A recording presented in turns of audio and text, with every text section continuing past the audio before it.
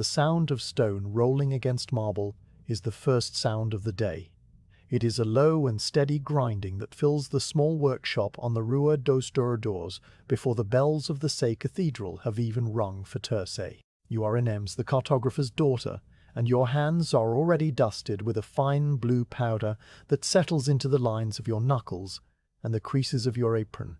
The apron itself is heavy linen, stained permanently in a pattern that looks something like a faded map of its own, a splash of ochre here from a spilled pot last autumn, and a long smear of charcoal grey from the day you cleaned the brazier. The morning light has not yet fully climbed over the red tile rooftops to the east, and so the room exists in a kind of twilight that makes the colours of the pigment stone seem deeper and more secret than they will appear at noon. The table in front of you is a massive slab of old chestnut wood, with a surface worn smooth by years of this exact labour. Upon it rests a collection of raw mineral lumps you have taken down from the high shelf by the window. You had to stand on the small wooden footstool, the one with the wobbly leg, to reach the linen bag that held the azurite. The bag was heavy, and when you set it on the table, it made a satisfying dull thud that caused a small cloud of dust to rise into the shaft of weak grey light coming through the glass. Your father, Dom Henrique, did not look up from his work. He is seated at his high slanted drafting board on the other side of the room near the window that faces the Tahoe River, though the fog outside is so thick this morning that the river is more a suggestion than a sight. It is a bank of soft white noise that swallows the calls of the fishmongers and the clatter of carts on the cobblestones below. You pull a lump of azurite from the bag and turn it over in your palm. It is cool to the touch and heavier than it looks, with a rough, grainy exterior that flakes off slightly against your skin. The inside, where a chip has broken away, reveals a deep, vibrant blue, the color of the summer sky at the moment the sun finally drops behind the hills of Sintra. This blue will become the ocean on the new chart your father is preparing, the vast empty space between the known capes of Africa and the rumored coast of the Verzino land across the Western Sea. But before it can be an ocean, it must be dust. You place the lump in the heavy cast iron mortar that sits in the center of the table and select a few smaller pieces that have the richest color, discarding a piece that is too veined with grey rock into a separate wooden bowl for later use. The rejected stone clinks against the others in the bowl, and then there is silence again, broken only by the distant, rhythmic scratch of your father's quill as he lays down the precise arc of a compass rose. You grip the marble pestle. It is worn smooth from your mother's hand before yours and from the hand of the apprentice who worked here before you were born. The weight is familiar in a way that goes beyond thought. Your fingers find the groove that has been worn into the stone over decades of this same circular motion. You lower the rounded end into the mortar and press down on the first piece of azurite. The initial crack is sharp and loud, a single clear note that cuts through the dense quiet of the room. Your father pauses for just a half breath, his quill hovering a fraction of an inch above the vellum, and then he continues. You shift your weight on the wooden stool and begin the grind. The motion is not a crush now, but a rotation. You press down with the heel of your right hand while your left hand steadies the heavy base of the iron bowl. Round and round. There is a specific sound the pestle makes when the mineral chunks are still large, a gritty and uneven crunching that reminds you of walking on the pebble beach at Bedtime. As the chunks break down into smaller and smaller shards, the sound changes. It becomes a steady, rasping whisper. You adjust the pressure, leaning slightly forward, and watch the dark blue fragments begin to yield. The larger pieces slip away from the pressure of the pestle, and you have to chase them around the bottom of the bowl with the pestle, corralling them back into the center of the grind. This takes time.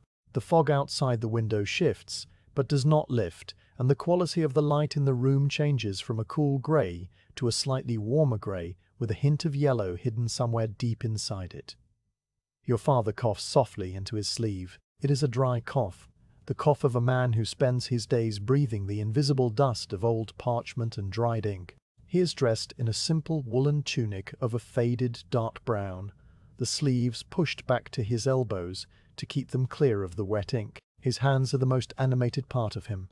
His face is placid and almost stern with concentration, but his hands are alive with a delicate tension. The index finger and thumb of his right hand guide the quill, while his left hand rests on a small square of felted wool that he uses to blot the nib.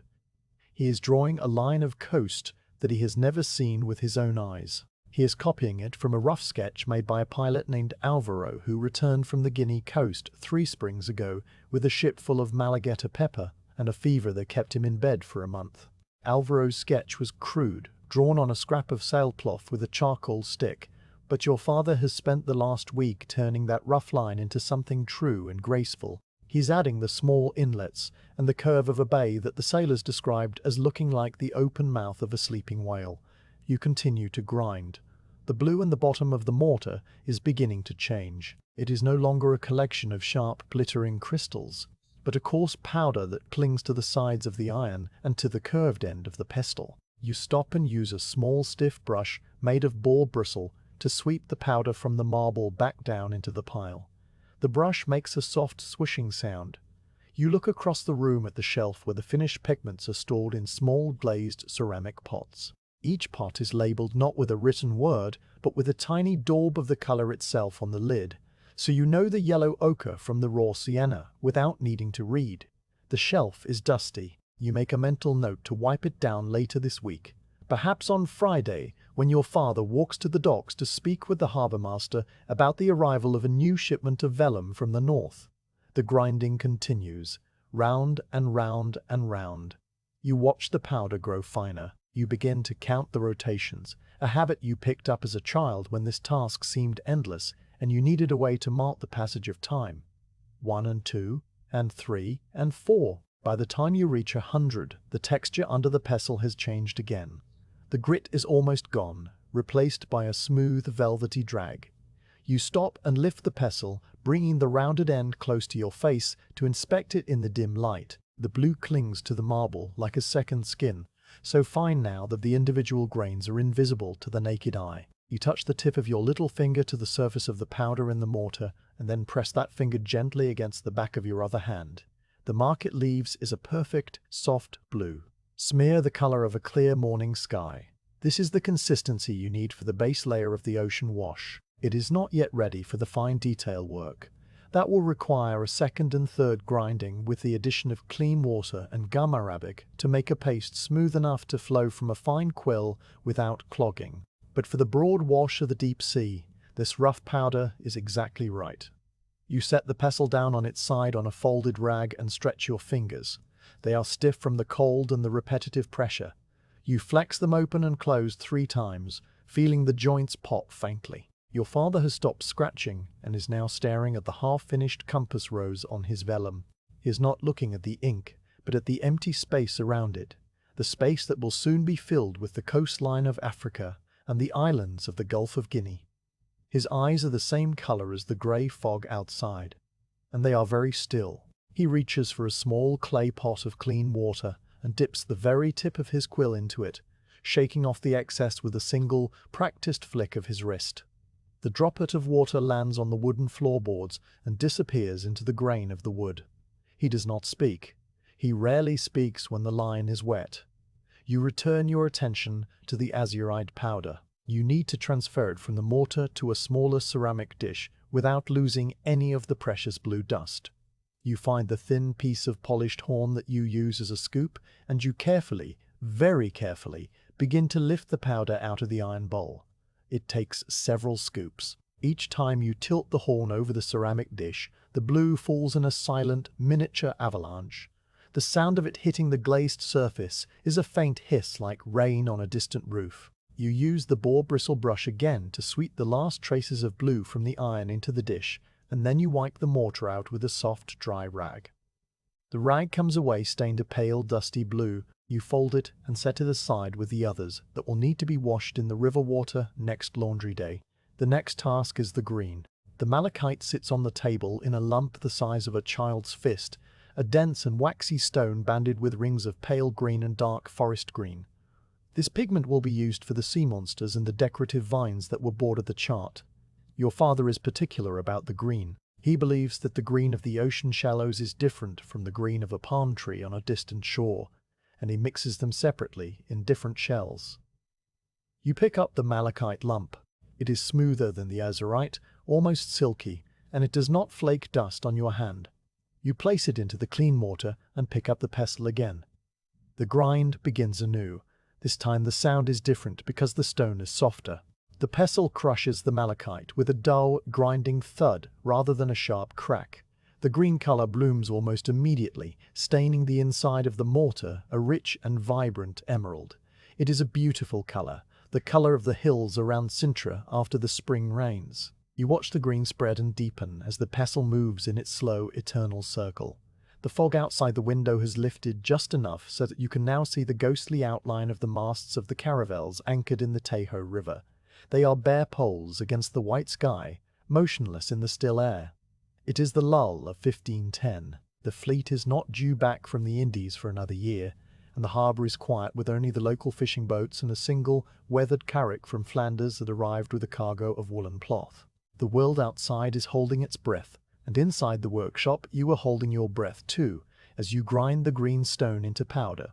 Your father sets his quill down in the groove of the wooden pen rest. He flexes his ink-stained fingers slowly, one knuckle at a time, and looks across the room at you. He does not smile, but his eyes soften almost imperceptibly. He looks at the blue powder in the ceramic dish, and then at the green paste beginning to form in the mortar. He nods once, a small and measured movement of his chin. It is the only acknowledgement you will receive, and it is enough. He turns back to the vellum and picks up a different quill, one with a finer tip made from the feather of a crow. He dips it into the shell of sepia ink that you filled for him earlier, and he begins to draw the fine radiating lines of the compass rose. The lines are so thin they look like spider silk stretched across the pale calfskin. You turn back to the malachite and continue the steady, boring, perfect rhythm of the grind. The morning passes in this way, with the sound of stone on stone, and the slow, measured scratch of a quill, and the soft white light of Lisbon filling the quiet room.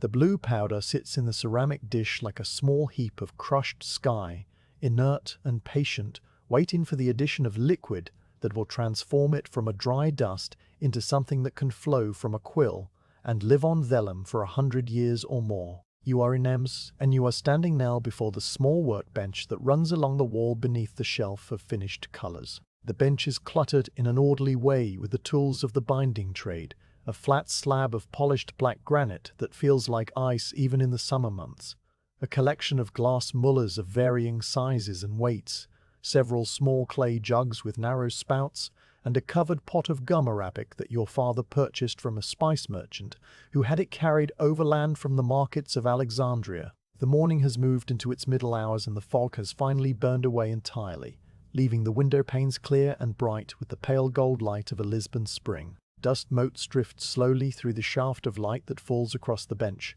moving in lazy spirals that you watch for a long moment before you begin your work.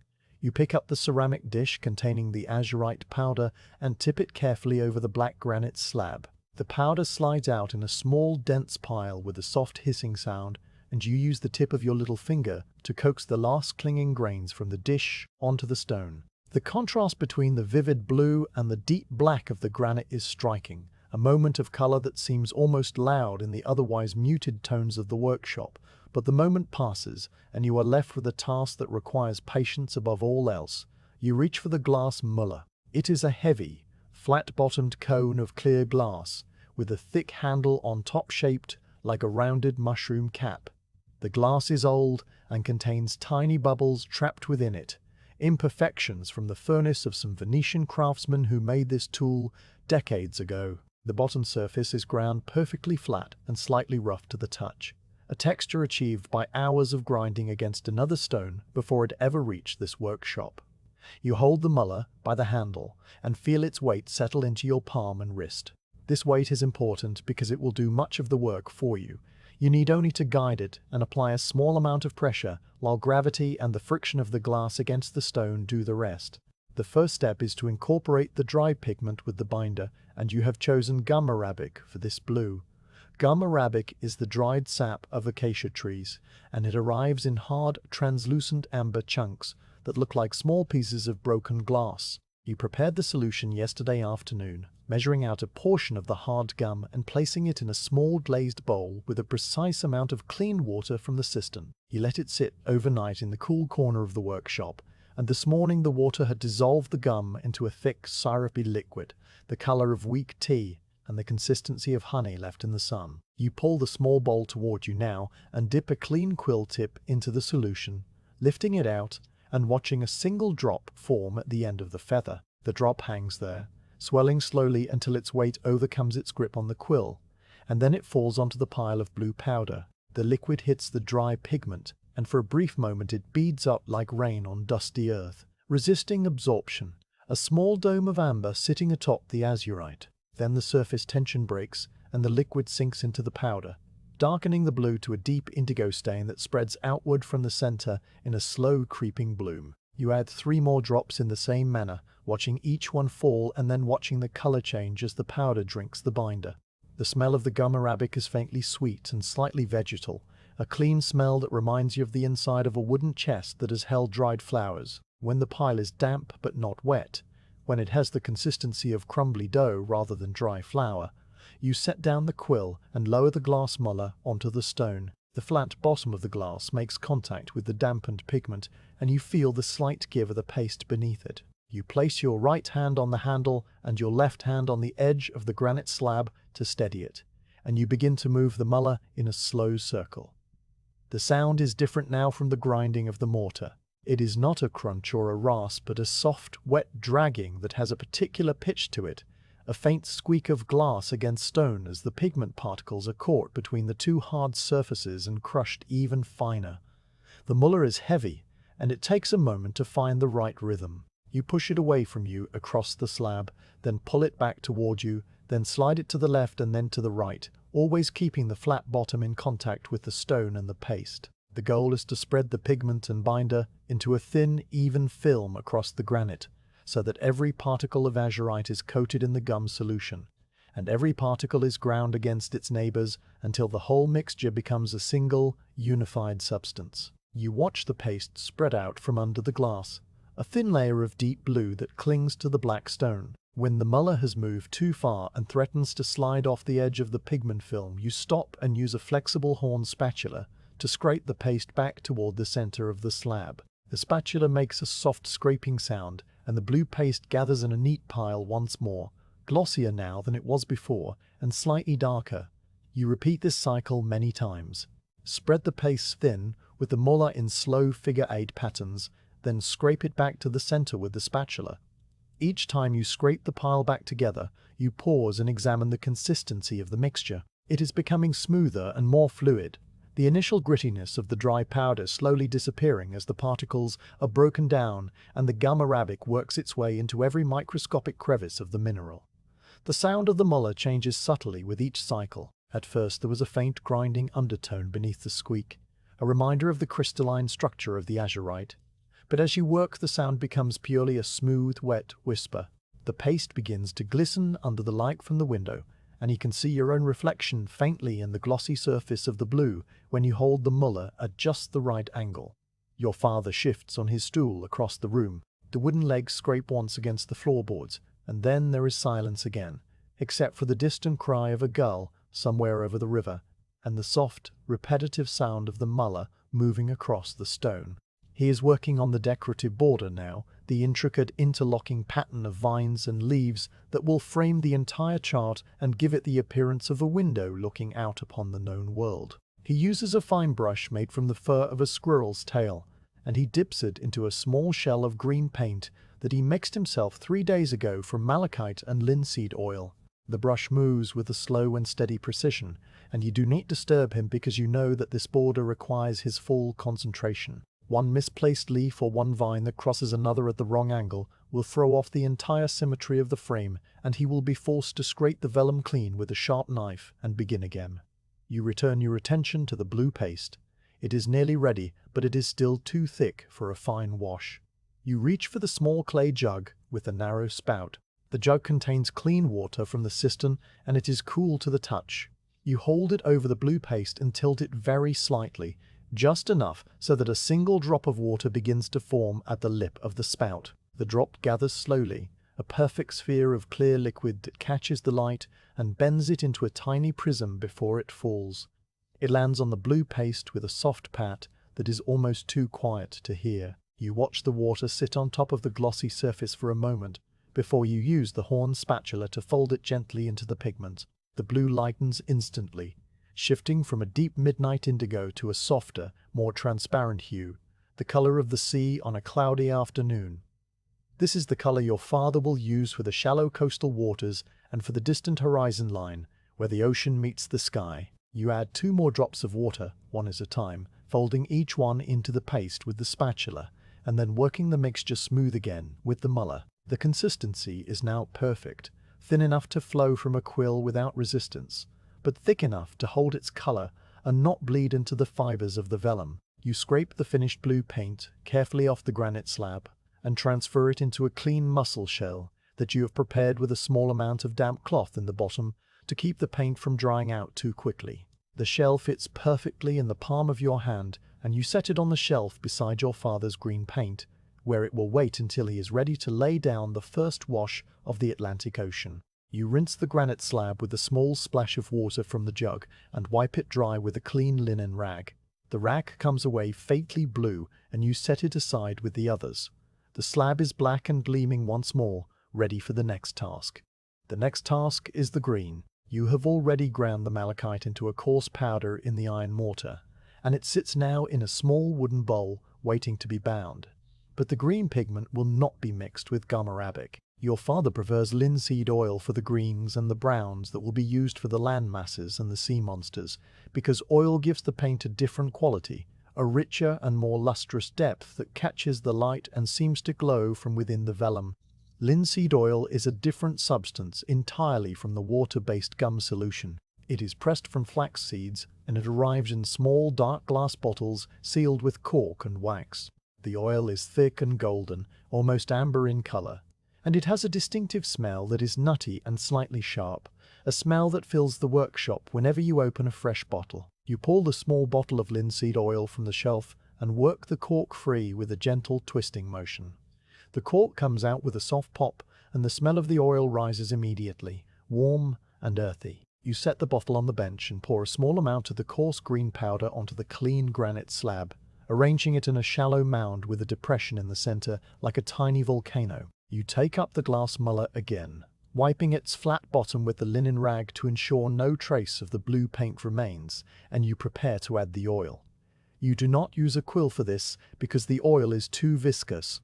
Instead, you use a small glass rod with a rounded end that you dip into the bottle and then hold over the mound of green powder. The oil clings to the rod and forms a thick, slow droplet that stretches downward before breaking free and landing in the depression you have made in the powder. The oil spreads outward slowly, seeping into the green pigment and darkening it from a pale sage color to a deep, rich emerald. The smell of the linseed oil mingles with the faint sweetness of the gum arabic still lingering in the air, and the combination is the smell of the workshop at work. The smell of creation happening one slow drop at a time. You lower the muller onto the oil-soaked powder and begin the same slow circular motion you used for the blue. The feeling is different this time. The oil makes the paste slippery and the muller glides across the stone with less resistance, but the oil also requires more pressure to properly coat every particle of pigment. You lean into the work slightly, letting the weight of your upper body add to the weight of the glass. The sound is a deeper and softer sound than before, a muted whisper rather than a squeak, and the green paste spreads out across the black granite in a thin, glossy film that reflects the light in a way that seems almost wet. You work the muller in slow spirals and figure eights, occasionally scraping the paste back to the center with the horn spatula and then spreading it thin again. The green becomes smoother and more uniform with each cycle, the individual grains of malachite disappearing into a single continuous substance that is both mineral and oil. The process takes a long time. The light through the window has shifted noticeably by the time you were satisfied with the consistency of the oil paint. It is thick and buttery, smooth enough to be spread with a knife, and it holds its shape when you lift the spatula and let the green curl back down onto the slab. You scrape it carefully into a small ceramic pot with a fitted lid that will keep the oil from drying out, and you press the lid down firmly. The pot is cool in your hand, and you set it on the shelf next to the mussel shell of blue paint. The shelf now holds the blue wash for the ocean and the green oil paint for the land and the monsters, and the two colors sit side by side in their separate containers, ready for the moment when your father's hand will reach for them. You rinse the granite slab again and wipe it dry. The linen rag is now streaked with blue and green and a faint amber stain from the linseed oil. You fold it carefully and place it on the pile of soiled rags that will need to be taken to the river tomorrow. The workshop is quiet again, and you stand for a moment with your hands resting on the edge of the bench, feeling the lingering warmth of the stone through your palms. Your father has stopped painting the border and is now sitting very still, staring at the chart with that distant, calculating look he gets when he is imagining the lines he will draw next. He reaches out and touches the surface of the vellum lightly with the pad of his index finger, feeling the smoothness of the prepared hide, and then he withdraws his hand and folds it with the other in his lap. The afternoon is moving toward its later hours, and there is still much to do, but there is no hurry. The fleet is far away, and the world in this room is small and quiet and entirely within your control. You pick up the glass muller and wipe it one final time with a clean corner of the rag, polishing the flat bottom until it gleams, and then you set it on its side on the shelf to wait for the next time it will be needed. The weight of the water and the oil has been measured and mixed, and now it rests in its pots, patient and still, while the light continues to move across the floorboards and the river flows unseen beyond the window. The vellum arrives in a roll wrapped in coarse linen and tied with a leather cord, delivered to the workshop door by a boy from the docks who runs off before you can offer him a small coin for his trouble. You are Inês, and you carry the roll inside with both hands, feeling the weight and the slight give of the material within the cloth, and you set it down on the long table by the window where the light is best for inspecting such things. Your father, Dom Henrique, looks up from his work only long enough to nod toward the roll, and then his eyes return to the compass rose that he has been refining for the better part of the morning. The roll is heavy, and the leather cord is knotted tightly from the damp sea air of its journey from the north, from some monastery in Flanders where the brothers raise calves and prepare their skins with a patience that rivals your own. You work the knot loose with your fingernails, feeling the stiff leather soften slightly under the warmth of your hands. And when it finally yields, you unwind the cord slowly and set it aside on the table where it coils like a small brown snake. The linen wrapping falls away and reveals the vellum. It is a single large sheet of calfskin that has been scraped and stretched and dried and scraped again until it is as thin as a leaf but as strong as the sail of a caravel. The surface is a pale cream color with faint variations in tone where the skin was thinner over the ribs of the animal or thicker along the spine. There are small imperfections visible if you look closely, a tiny scar here where the calf might have scratched itself against a fence post, a darker patch there where a vein ran close to the surface. These imperfections are not flaws, but rather the signature of the material, the proof that this was once a living thing and not a product of some mechanical process. You run the flat of your hand over the surface and feel a slight texture, a fine grain that is almost imperceptible, but which will catch the tip of a quill and cause the ink to bleed if it is not smoothed away. This is the work of the morning and perhaps the afternoon as well, for the preparation of the surface is as important as the drawing itself and cannot be rushed. You carry the sheet of vellum to the large wooden board that leans against the wall near the hearth. The board is made of smooth planed oak, and it is larger than the vellum by a handspan on every side. You lift it down carefully, bracing one end against your shoulder and then lowering it flat onto the trestles that your father keeps for this purpose. The board is heavy and the wood is dark with age and stained in places from years of contact with damp vellum and pumice dust. You wipe the surface clean with a dry rag, removing any loose splinters or bits of old paste that might press through and mark the new skin, and then you lay the sheet of vellum upon it. The vellum does not lie perfectly flat at first. It has a memory of being rolled, and it curls slightly at the edges, lifting away from the board as if it wishes to return to its cylindrical shape. You smooth it down with your palms, pressing from the center outward toward the edges, and you feel the resistance of the material as it slowly accepts its new flat position. At each corner you place a small iron tack, not driven fully into the wood, but just enough to hold the vellum in place without tearing it. The tacks are old and their heads are worn smooth from countless such applications, and they fit neatly into the small holes that have been drilled into the board over the years. The vellum is now stretched taut across the board like the skin of a drum, and you step back to look at it in the light from the window. The surface is a field of pale cream waiting to be made smooth and perfect and ready to receive the map that will define the known world for some navigator or merchant or king. You turn to the shelf where the supplies for this task are kept, and you take down a small ceramic jar with a fitted cork stopper. Inside the jar is the pumice powder, a fine grey dust that you ground yourself last month from a lump of volcanic stone that came from the island of Lipari off the coast of Sicily. The stone was rough and full of holes, and when you crushed it in the iron mortar, it broke down into a soft, abrasive powder that feels like fine sand between the fingers, but which is gentle enough not to scratch the delicate surface of the vellum. You pour a small mound of the powder onto a clean area of the board beside the vellum, a mound no larger than a hen's egg, and you set the jar aside. The next tool is the linen cloth. You select one from the stack of clean rags on the shelf, a square of soft white fabric that has been washed many times in the river water until all the stiffness is gone and only a gentle absorbency remains. You fold the cloth into a pad that fits comfortably in the palm of your right hand, and you press the pad into the mound of pumice powder, working the grey dust into the fibers of the linen until the cloth is evenly coated, but not overloaded. The powder clings to the fabric, and when you lift the pad, a small cloud of fine grey dust rises briefly and then settles back onto the board. The smell of the pumice is faintly mineral and dry, like the smell of a stone that has been lying in the sun for a very long time. You begin at the top left corner of the vellum. You place the pumice-coated pad against the surface and you start to move it in a slow circle. The motion is small at first, no larger than the span of your hand, and you press down with the gentle but firm pressure that you have learned through years of doing this exact task. The sound is a soft, rhythmic scuffing, a whisper of fabric against skin that is so quiet you can hear your own breathing beneath it, and the distant cry of the gulls over the river. The pumice powder works its way across the surface of the vellum, smoothing down the microscopic fibers that rise up from the skin and catching any trace of oil or grease that might have been left by the hands that prepared the sheet in that faraway Flemish monastery. You move the pad in circles and then in overlapping figure eights, always keeping the motion steady and the pressure even.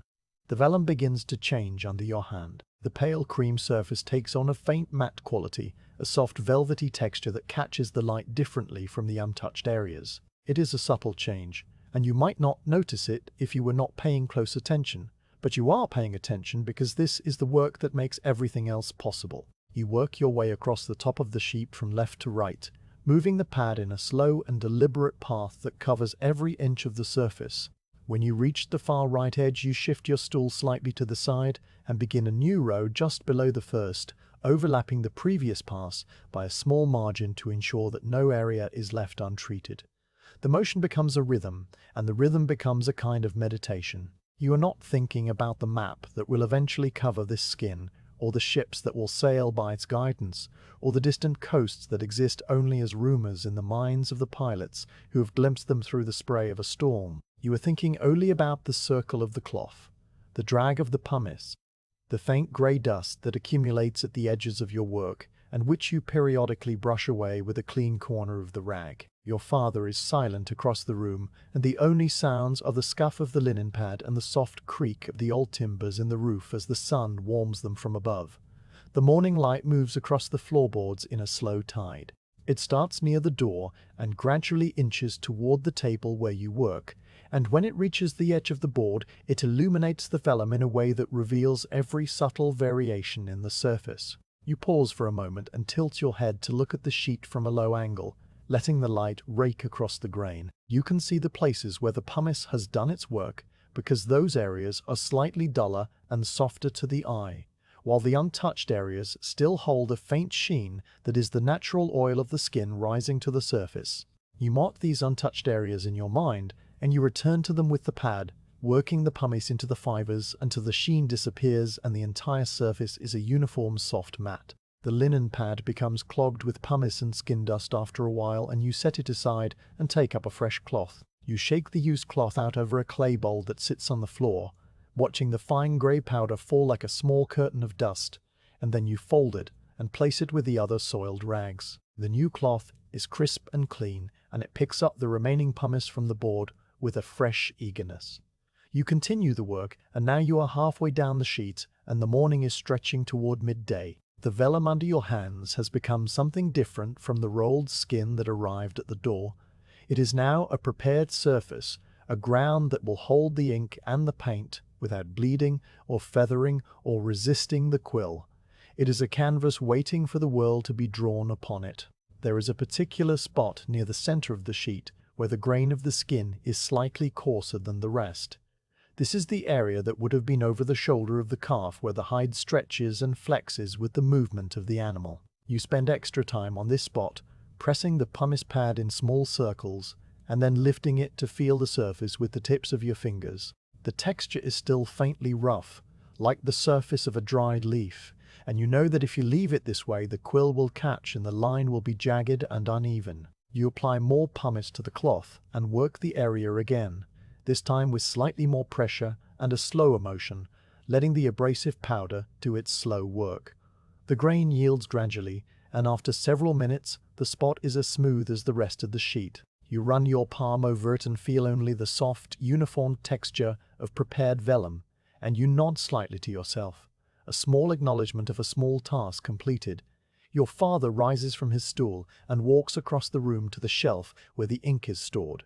He moves slowly, and his footsteps are soft on the wooden floorboards. He selects a small shell of black ink and carries it back to his drafting board, and as he passes behind you, he pauses for a moment and looks down at the vellum stretched on the board. He does not speak, but his eyes travel across the surface, and you see him note the uniform matte finish and the absence of any shiny patches. He gives that same small nod that he gave you earlier in the day, and then he continues on to his stool, and sits down and resumes his work on the compass rose. The acknowledgement is brief and silent, but it fills the room with a quiet warmth that is more sustaining than any words could be. You turn the board slightly on the trestles so that the light falls on the lower portion of the sheet from a new angle. The afternoon sun is lower now, and it casts a golden glow that makes the vellum seem almost translucent at the edges where the skin is thinnest. You can see the faint shadow of the board beneath it, the grain of the oak showing through like a ghost image. This thinness is desirable because it means the vellum will accept the ink readily and the colors will glow with a luminosity that thicker skins cannot provide. But it also means you must be gentle, and you must not press too hard with the pumice or you risk wearing a hole through the surface. You adjust your pressure accordingly, lightening your touch as you work the final third of the sheet, letting the weight of the pad and the abrasive quality of the pumice do the work without any additional force from your hand. The scuffing sound continues, soft and regular and deeply boring, the kind of sound that makes the eyelids heavy and the thoughts slow. The warmth of the afternoon sun combined with the repetitive motion creates a drowsiness that settles over you like a blanket. You blink slowly and you feel your breathing deepen, and you are aware of the fact that you could very easily rest your head on the edge of the board and fall asleep right here in the golden light. But you do not, because there is still a corner of the sheet that remains untreated, and the work is not finished until every inch of the surface has been smoothed to perfection. You shift in your stool and roll your shoulders and continue the slow circles of the linen pad. The final corner is at the bottom right, and it takes longer than the rest because this is where the skin was attached to the stretching frame during its preparation, and the grain here is slightly distorted from the tension of the cords. You work the pumice into the fibers with patience and care, feeling the texture change under your hand as the raised areas are worn down and the depressed areas are filled with the fine dust of the powder. When you are satisfied, you set down the pad and take up a clean dry cloth, and you begin to wipe the entire surface of the vellum to remove any loose pumice that remains. The cloth moves in long, smooth strokes from top to bottom, and you watch the pale cream surface emerge from beneath the grey dust like a landscape revealed by a receding fog. The vellum is now perfectly smooth and perfectly clean, and it has a soft, warm glow in the afternoon light, a surface so fine that it seems to invite the touch of a quill. You remove the iron tacks from the corners one by one, prying them gently from the wood with the tip of a small knife. The vellum relaxes slightly as the tension is released, and it lies flat on the board without curling, a sign that the pumice has done its work and the skin has accepted its new shape. You lift the sheet carefully and carry it to your father's drafting board, where you lay it on the slanted surface and smooth it down with your palms one final time. Your father looks at the vellum, and then he looks at you, and this time he speaks. His voice is low and rough from the hours of silence, and he says only one word: good. It is enough, and it fills you with a quiet satisfaction that is all out of proportion to the simple work you have done. You return the pumice jar to the shelf, and fold the linen cloths and place them in the basket by the door. The board is wiped clean and leaned against the wall, and the trestles are pushed to the side of the room. The workshop is tidy and still, and the light is beginning to fade from gold to amber as the afternoon moves toward evening. You stand by the window for a moment and look out at the river where the masts of the anchored ships are silhouetted against the pale sky, and you think about the fact that somewhere far away there are coastlines that have never been drawn, and islands that have never been named, and all of them will eventually find their way to a sheet of vellum like the one you have just prepared. But that is a thought for another day and another hour.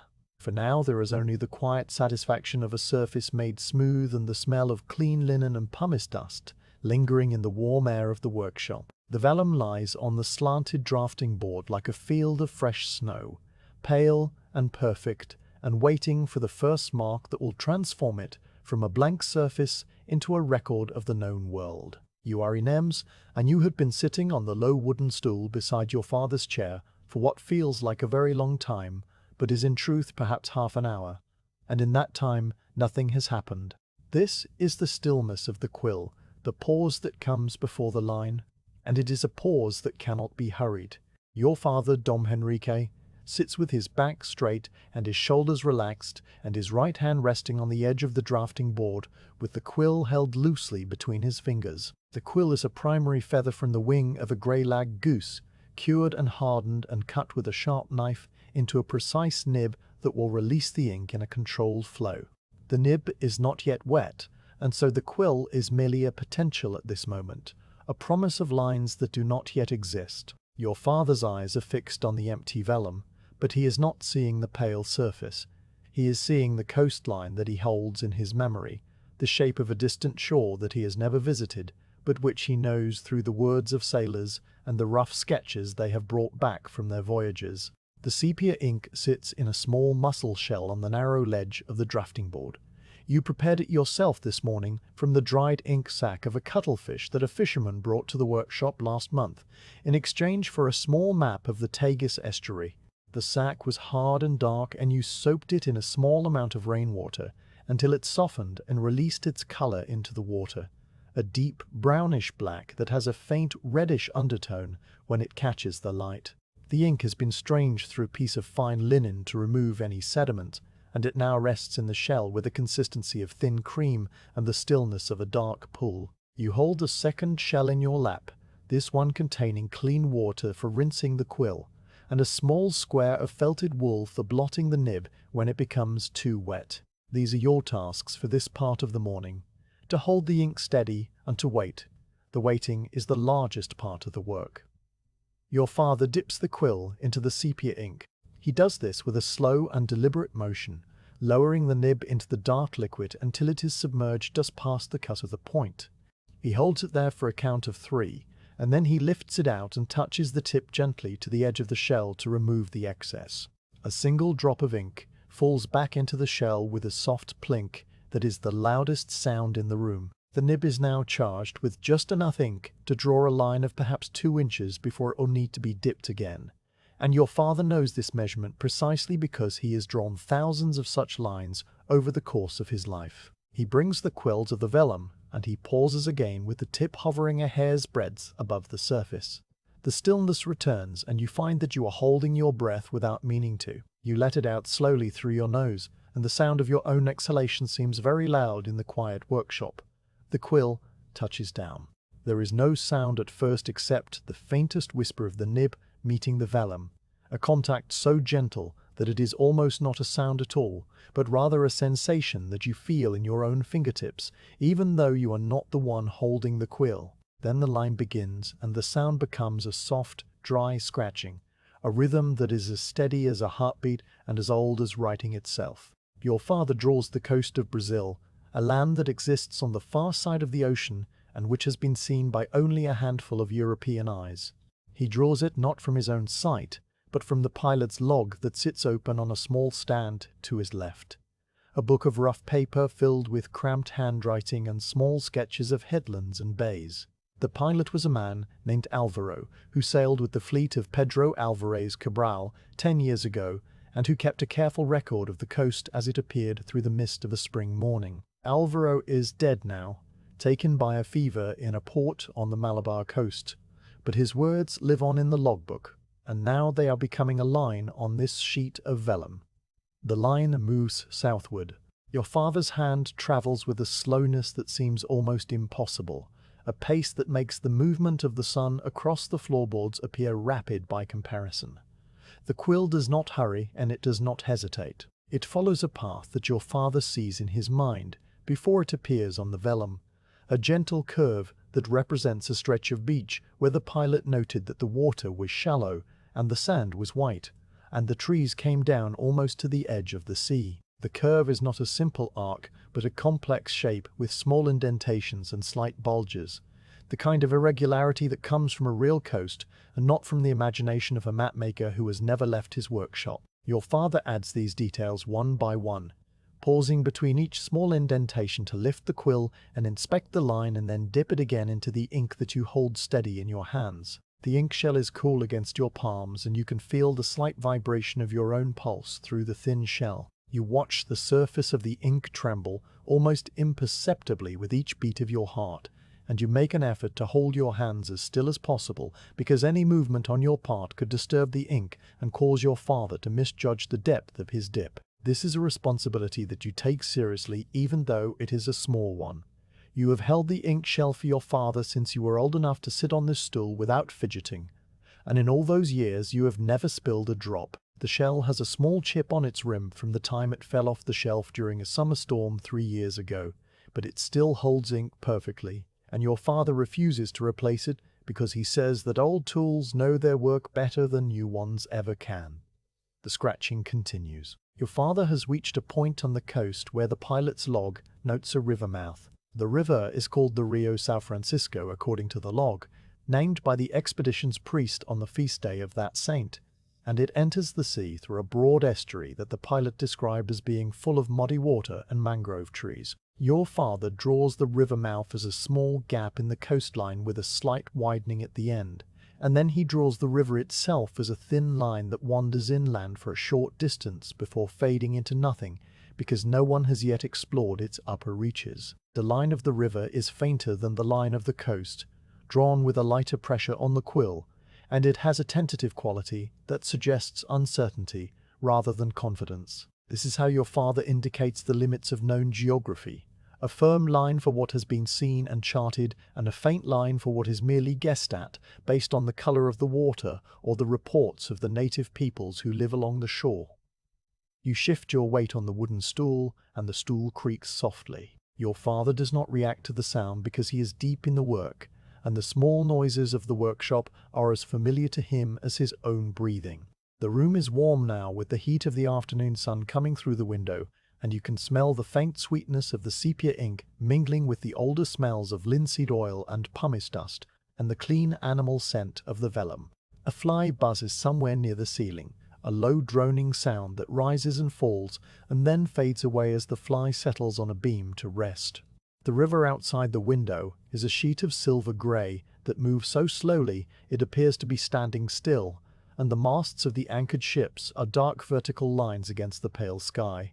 Nothing is happening anywhere in the world that requires your attention or your action. There is only the line and the ink and the slow, steady scratching of the quill. Your father pauses to consult the pilot's log. He sets the quill down in the groove of the wooden pen. Rest, and he reaches for the book with his left hand, turning the pages carefully because the paper is old and brittle and the edges are frayed from years of handling. He finds the passage he is looking for, and he reads it silently, his lips moving slightly as he deciphers the pilot's cramped handwriting. The passage describes a headland that juts out into the sea like a pointing finger, a high promontory of reddish rock that is visible from many leagues away on a clear day. The pilot noted that there is a small bay just to the south of this headland, where a ship can anchor in 10 fathoms of water with good holding ground of sand and mud. Your father reads this description twice, and then he closes the book and returns it to the stand. He picks up the quill and dips it into the ink that you hold, and he begins to draw the headland. The line changes direction here, turning outward from the general trend of the coast to form the distinctive shape of the promontory. Your father draws it as a small peninsula with a rounded end and a narrow neck, and then he draws the bay to the south as a gentle inward curve. He adds a tiny anchor symbol in the bay to mark the anchorage, a symbol so small that you have to lean forward slightly to see it clearly. The anchor is drawn with 3 simple strokes of the quill, a vertical line for the shank, a curved line for the arm and fluke, and a horizontal line for the stock. It is a perfect miniature, and it will tell any navigator who looks at this chart that here is a place where a ship can rest safely for the night. Your father blows softly on the ink to help it dry, and you watch the dark line lose its wet sheen and become a permanent part of the vellum. The afternoon wears on, and the coastline grows longer. Your father has drawn perhaps a handspan of coast since he began, a distance that represents many leagues of real shoreline. The line is not continuous, but is instead made up of many small segments, each one drawn with a fresh dip of the quill, and each one joined seamlessly to the next. You can see the places where the segments meet, if you look very closely, a faint overlap of ink that is slightly darker than the surrounding line, but from a normal viewing distance, the coast appears as a single unbroken stroke. This is the skill of the master mapmaker, to make the difficult look easy and the complex look simple. Your father never speaks of his skill, and he would be embarrassed if anyone praised it. He simply draws the line, and the line is true. Your hands are beginning to feel the weight of the ink shell, and you adjust your grip slightly, shifting the shell from your right hand to your left, and then back again. The ink has settled in the bottom of the shell, and you give it a gentle swirl to keep the pigment suspended in the water. The motion is slow and careful, and it makes a soft lapping sound against the inside of the shell. Your father dips the quill again, and you hold the shell perfectly still as the nib enters the dark liquid. The ink clings to the quill, and your father lifts it out and touches it to the rim, and then returns to the vellum. The scratching resumes, and you let out a breath that you did not realize you had been holding. The coast of Brazil is a long coast, and it will take many days to draw it in its entirety. Your father is working on the section between the Rio São Francisco and a point further south where the pilot's log becomes vague and uncertain. The pilot noted that the coast here trends more to the southwest, and that the water becomes shallower and the land becomes lower and more swampy. There are no good anchorages in this stretch, and the pilot advised future navigators to keep well offshore to avoid the sandbanks that shift with every storm. Your father draws this section as a series of shallow curves with small dots to indicate the dangerous shallows, and he leaves a space on the vellum where the coast will continue tomorrow or the next day. He sets down the quill and flexes his fingers slowly, working the stiffness out of the joints. The ink on the vellum glistens wetly in the afternoon light, and you watch it begin to dry from the edges inward, the dark brown line fading to a softer tone as the water evaporates and leaves only the pigment behind. You set the ink shell on the ledge of the drafting board, and you stretch your own fingers, which have become cramped from holding the shell for so long. Your father looks at you, and his eyes are tired, but not unkind. He nods once, and then he turns back to the vellum and studies the line he has drawn. He is looking for errors or imperfections, places where the quill skipped, or the ink bled, or the curve was not quite true. He finds none, but he looks anyway, because that is part of the work, and it cannot be skipped. The light through the window has shifted from gold to amber, and the shadows in the corners of the workshop have grown longer and deeper. The day is moving toward its end, and the coastline has been extended by a small but meaningful amount. Tomorrow there will be more coast to draw, and more ink to hold, and more hours of quiet scratching in the warm still air of the workshop. But for now there is only the satisfaction of a line well drawn, and the peace of a room where nothing happens except the slow, patient, boring work of making a map. The shelf on the far wall of the workshop holds the collected colors of the known world, arranged in small ceramic pots and mussel shells, and glazed bowls of varying sizes and shapes, each one containing a substance that began its existence as a stone or a plant, or an insect in some distant place, and has ended its long journey here in this quiet room above the Rua dos Douradores. You are Inês, and you've been given the task of taking inventory of these colors, a task that your father assigns to you once every month or so, when the work on the current chart has reached a natural pause and the vellum is drying under its linen cloth. The coastline of Brazil rests now with a faint sheen of moisture still visible in the deepest parts of the incline, and your father has gone down to the docks to speak with the ship's chandler about a new supply of gum sandarac that he needs for the varnish he will apply when the map is finished. The workshop is yours alone for the next hour, or perhaps two, and the afternoon light falls through the window in a broad golden shaft that illuminates the shelf and makes the colors glow with a particular warmth. You pull the wooden footstool into position beneath the shelf, and you climb up carefully because the stool has a leg that wobbles if you put your weight on the left side. The shelf is a long plank of dark oak, supported by iron brackets driven into the stone wall, and it holds perhaps 30 containers arranged in a loose order that only your father fully understands. You have learned this order over the years through observation and repetition, and you could find the yellow ochre or the lamp black in complete darkness simply by the feel of the pot and its position relative to the others. The inventory is not a written list, because neither you nor your father keep written records of the pigments. The inventory is a mental note, a checking of levels and a noting of which colors are running low and which will last through the next several charts. It is a slow and methodical process that requires nothing more than your eyes and your hands and your patience.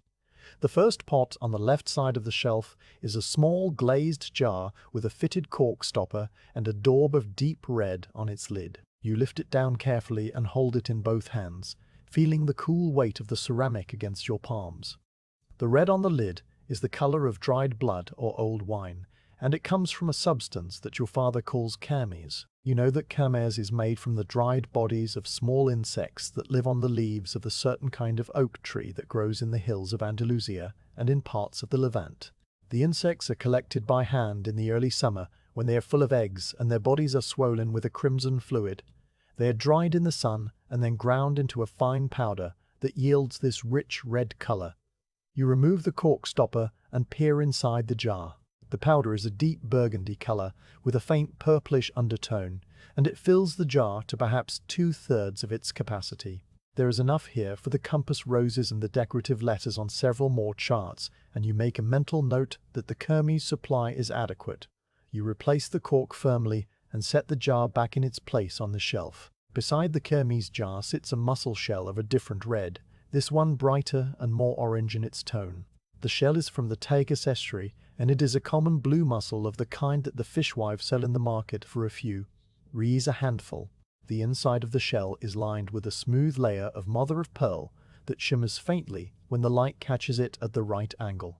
The red pigment inside is minium, also called red lead, and it is not a natural substance but something made by men in furnaces. You know that it is produced by heating white lead in the open air until it transforms into this vivid orange red. Your father uses minium sparingly because it is poisonous if inhaled in large quantities and because it has a tendency to darken over time when exposed to the air. The shell contains only a small amount of the pigment, a thin layer that clings to the mother of pearl like a dusting of rust. You note that the minium will need to be replenished before the next major chart is begun, and you file this information away in the orderly cabinet of your memory. The next container is a small ceramic bowl covered with a piece of oiled cloth tied down with a length of twine. The daub on the cloth is a pale yellow that reminds you of butter or of the early morning sunlight in the summer months. This is yellow ochre, and it came from the hills near Siena, in the region of Tuscany, where the earth itself is colored with iron and has been mined for pigments since the time of the ancient Romans. You untie the twine and peel back the oiled cloth carefully, because the pigment is a fine powder that can spill and stain if you are not cautious. The bowl is nearly full of the yellow ochre, and the powder is soft and velvety to the touch when you dip the tip of your little finger into it. The color is a warm earthy yellow that your father uses for the sandy coasts of Africa and for the desert interiors of the maps where no European has ever walked. You replace the cloth and tie the twine and set the bowl back on the shelf, noting that the supply of yellow ochre is plentiful and will last through the winter. The shelf continues to the right and you move the footstool along with you, stepping down and repositioning it and then climbing up again to reach the next section. This part of the shelf holds the blues and the greens and the darker earth tones that your father uses for the deep ocean and the forested lands and the shadowed sides of mountains. A tall, narrow jar of glazed earthenware contains the azurite powder that you ground yourself just 2 days ago, the same deep blue that you mixed with gum arabic into the wash for the Atlantic Ocean. The jar is nearly full, and the blue inside is a vivid reminder of the morning you spent grinding the stone in the iron mortar. Beside it sits a similar jar containing the malachite green that you also prepared recently, and this jar is full as well. Both pigments will last for many months because they are used in small quantities and because the ocean and the forests are vast, but they are represented on the vellum by thin washes and delicate lines rather than thick applications of paint. Next to the malachite is a small wooden box with a sliding lid. You open it carefully, and inside nestles a lump of raw lapis lazuli, the most precious of all the blue pigments, and the one that your father reserves for the most important details on the most important charts.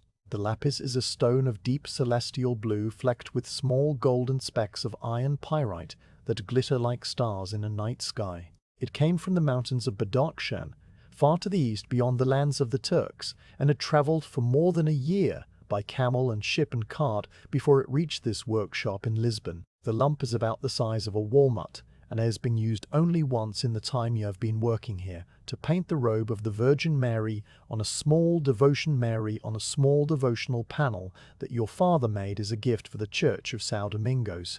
The lapis is too valuable to use on ordinary sea charts, and so it sits in its wooden box, waiting for a commission worthy of its beauty. You close the lid and slide the box back into its place, and you feel a small sense of reverence for the blue stone that has travelled so far to rest on this dusty shelf. The inventory continues, and you move along the shelf noting the contents of each container with the same careful attention. A shell of vine black made from the charred twigs of grapevines burned in last year's hearth and then ground to a fine, soft powder. A pot of bone white made from the bones of sheep that were heated in a kiln until they turned to pure white ash. A small dish of raw umber from the island of Cyprus, a dark brown earth that smells faintly of the soil after rain, and which your father uses for the outlines of mountains and for the shading of coastlines. A jar of verdigris, the bright green that forms on copper plates when they are exposed to the fumes of vinegar, a colour that is brilliant but unstable and which must be used quickly before it darkens and corrodes the vellum. A shell of saffron yellow that your father made by steeping the dried stigmas of crocus flowers in a small amount of water, a colour so expensive that it is measured by the grain and used only for the most delicate highlights on the most special commissions. The afternoon light has shifted when you have been working, and the golden shaft that illuminated the shelf is now a softer amber glow that falls across the floorboards and reaches toward the drafting board where the vellum rests under its linen cloth. The inventory is a slow process, and it cannot be hurried because each container must be opened and examined, and then closed again with the same care it received when it was first placed on the shelf. You find a small pot of orpiment, a bright yellow mineral that contains arsenic and which must be handled with care because the dust is poisonous. The pot is nearly empty, and you note that your father will need to purchase more from the apothecary on the Rua Nova before the next chart is begun. Beside the orpiment is a shell of realgar, a related mineral that yields a vivid orange-red and which is also poisonous. The realgar shell is full, and you note that the supply is adequate. You climb down from the footstool and stretch your back, which has become slightly stiff from the reaching and the bending. You carry the stool to the far right end of the shelf, where the darkest colours are kept, the blacks and the deep browns that your father uses for the lettering and the outlines and the shading of the sea monsters. This section of the shelf is in shadow for most of the day because the window does not reach this far, and the colours here seem to absorb the light rather than reflect it. You climb up, and you find the pot of lamp black, a fine soot collected from the flame of an oil lamp held beneath a curved piece of metal. The soot is the blackest black you have ever seen, and it makes a dense, opaque ink that your father uses for the names of the winds and the ports and the newly discovered lands. The pot is about half full, and you note that it will need to be replenished in the coming weeks. Next to the lamp black is a small ceramic jar with a cork stopper that has been sealed with a drip of candle wax. This is sepia, the same cuttlefish ink that you prepared for the coastline of Brazil, and which your father uses for the preliminary sketches and the tentative lines that may need to be scraped away and redrawn. The jar is heavy, and when you shake it gently, you feel the liquid moving inside, a good sign that the ink has not dried out. You note that the sepia supply is sufficient for the current chart and probably the next one as well. Beside the sepia jar sits a mussel shell containing bistre, a brown pigment made from the soot of burned beechwood that has been boiled in water and then allowed to settle. The bistre is a warm translucent brown that your father uses for the shading of mountains and for the delicate wash that he applies to the sea to give it depth. The shell is nearly full, and the bistre has dried into a hard cake that will need to be moistened with a drop of water before it can be used. You note that this is normal and not a problem. The final container on the shelf is a small wooden bowl that holds the gold leaf. The bowl is covered with a piece of soft leather, and when you lift the leather you see the thin sheets of gold stacked one upon another like the pages of a tiny book. The gold is beaten so thin that it is almost transparent, and it flutters when you breathe too close to it. You have worked with this gold before, laying it onto the gessoed borders of the charts with a hare's foot and a steady hand, and you know that each sheet is worth more than a week's wages for a common labourer. The bowl contains perhaps 20 sheets of gold, and you note that this is enough for the current chart and for several more after that. You replace the leather cover and set the bowl back in its place, and you climb down from the footstool for the last time. The inventory is complete. You stand in the centre of the workshop and you look at the shelf with its neat rows of pots and shells and jars, and you feel a quiet satisfaction that is entirely out of proportion to the simplicity of the task. The colours of the world are accounted for, and they rest in their containers waiting to be called into service when the next line is drawn and the next coast is charted. You know that the yellow ochre from Siena, and the lapis lazuli from Badakhshan and the kermes from Andalusia have travelled farther than you will ever travel in your life, and they have come to rest here in this small room above the streets of Lisbon, where they will be transformed into maps that will guide other travellers to the far places from which the colours originally came. This circular thought is too large to hold in your mind for very long, and you let it go, and you turn instead to the small practical task of refilling the water cistern in the corner. The cistern is a large clay jar with a narrow neck and a wooden spigot at the bottom, and it holds the rainwater that you collect from the roof in a barrel outside the back door. The water level is low, and you take the small copper bucket from its hook on the wall, and you go out through the back door into the narrow alley that runs behind the workshop. The alley is cool and shaded, and it smells of damp stone and the faint salt of the river. The rain barrel sits against the wall with a wooden lid to keep out leaves and insects, and you lift the lid and dip the bucket into the dark water. The water is cold and clear, and you carry it back inside carefully because the bucket is heavy, and you do not want to spill on the floorboards. You pour the water into the cistern through a cloth filter that catches any small debris, and you repeat this process 3 times until the cistern is full and the water level rises to just below the neck. The sound of the water pouring into the clay jar is a pleasant gurgling sound that echoes softly in the quiet room, and then it fades and there is silence again.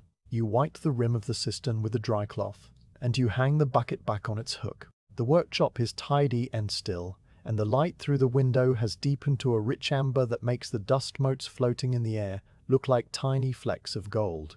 You hear the sound of your father's footsteps on the stairs outside, and then the door opens and he comes in carrying a small paper parcel that smells of resin and spice.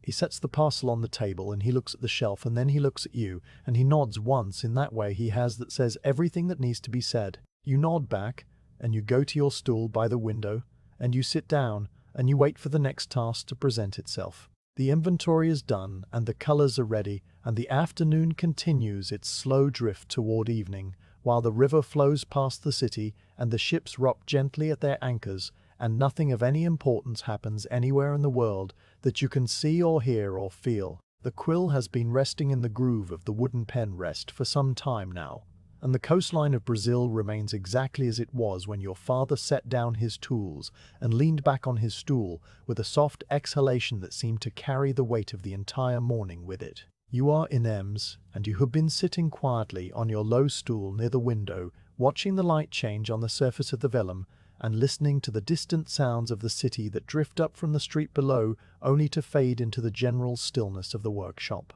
The sepia ink in the mussel shell has developed a thin skin on its surface from exposure to the air, and you reach out with the tip of a clean quill to lift this skin away. A delicate operation that requires a steady hand and a patience that you have cultivated over many years of performing this exact small task. The skin comes away in a single dark piece, and you set it aside on a scrap of linen, and the ink beneath is glossy and fresh and ready for use whenever your father chooses to resume his drawing. Your father does not resume his drawing. He sits with his hands folded in his lap and his eyes fixed not on the vellum but on the empty space above it, a space that seems to contain something visible only to him. His breathing is slow and regular, and his shoulders rise and fall with a rhythm that is almost hypnotic to watch.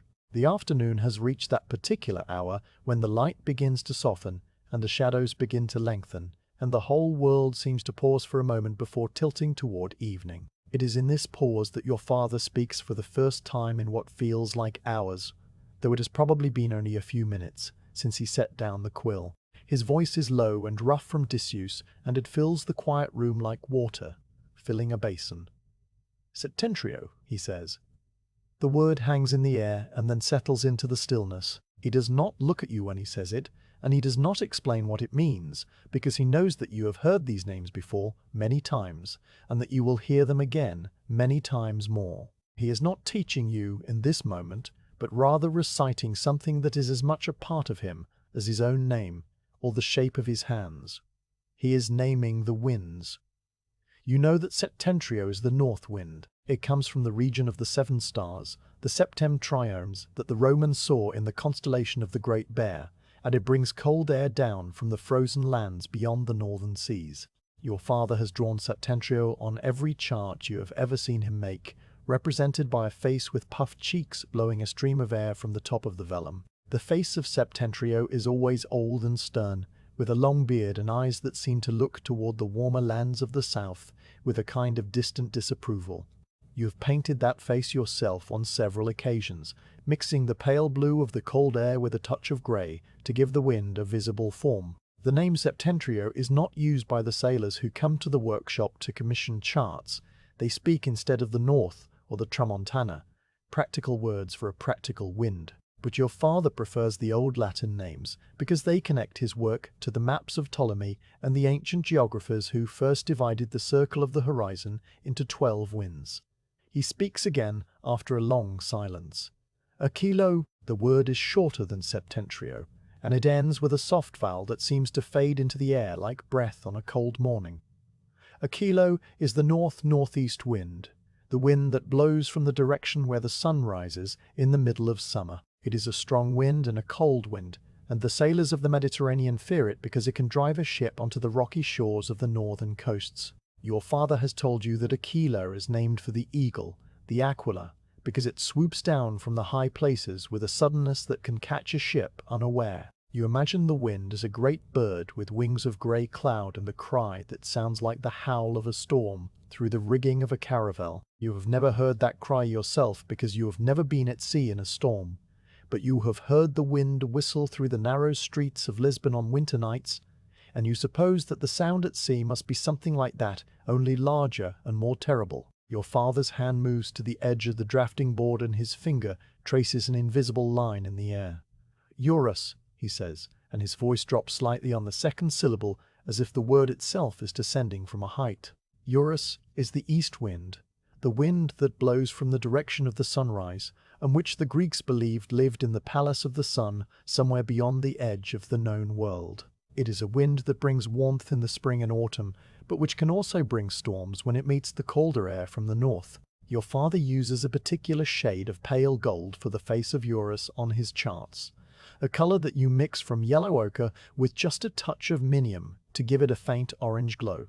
The face of Eurus is always young and smooth, with cheeks that are round rather than hollow, and eyes that are open wide as if looking toward the dawn. The next name comes after another pause, during which you hear a cart clatter over the cobblestones in the street below, and the distant cry of a fishwife calling out her wares by the river. Volturnus, your father says, and the word has a rolling quality that makes it sound like thunder in the distance.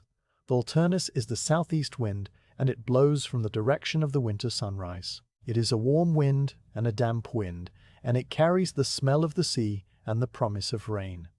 The Romans associated Volturnus with the river Volturno in Campania, and they believed that the wind followed the course of the river from the mountains to the sea. Your father draws Volturnus with a face that is neither young nor old, a face in the middle of life, and he gives it a wreath of clouds around its brow to signify the moisture that this wind carries with it across the Mediterranean and out into the Atlantic, where the Portuguese ships sail south toward the coasts of Africa.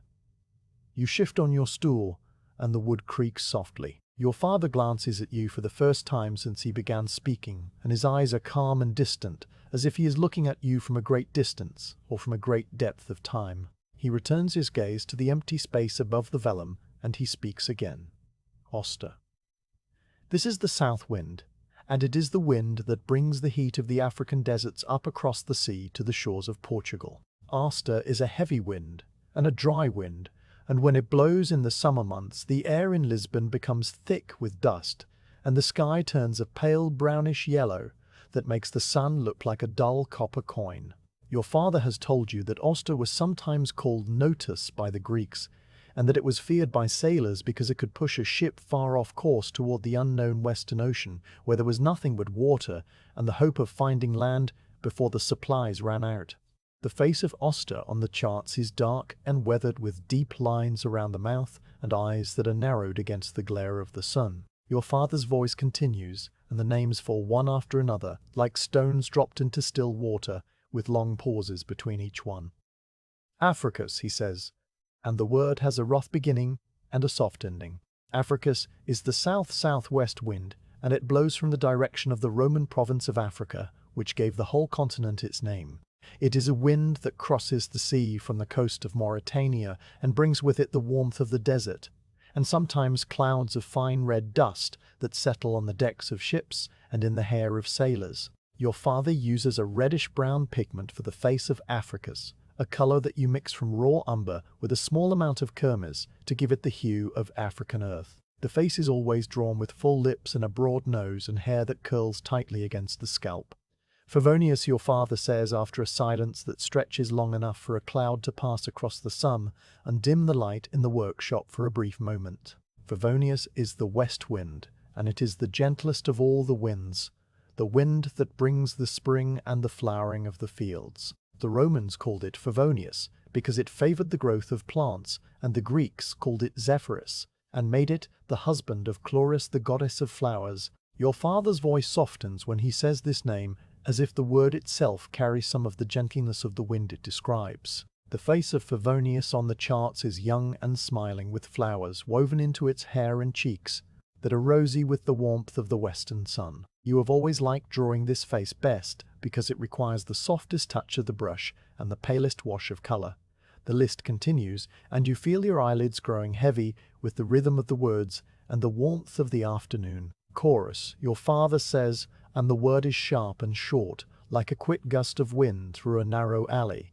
Chorus is the north-northwest wind, and it blows from the direction of the summer sunset. It is a cold wind and a strong wind, and it brings clear skies and high pressure that makes the stars shine with a particular brightness on winter nights. The sailors call this wind the maestro, and they welcome it because it drives their ships steadily southward along the coast of Africa, toward the turning point where they will catch the trade winds that carry them across to the lands of spices and gold. Your father draws Chorus with a face that is sharp-featured and angular, with high cheekbones and a thin mouth set in a line of determination. He pauses, and you think that he has finished.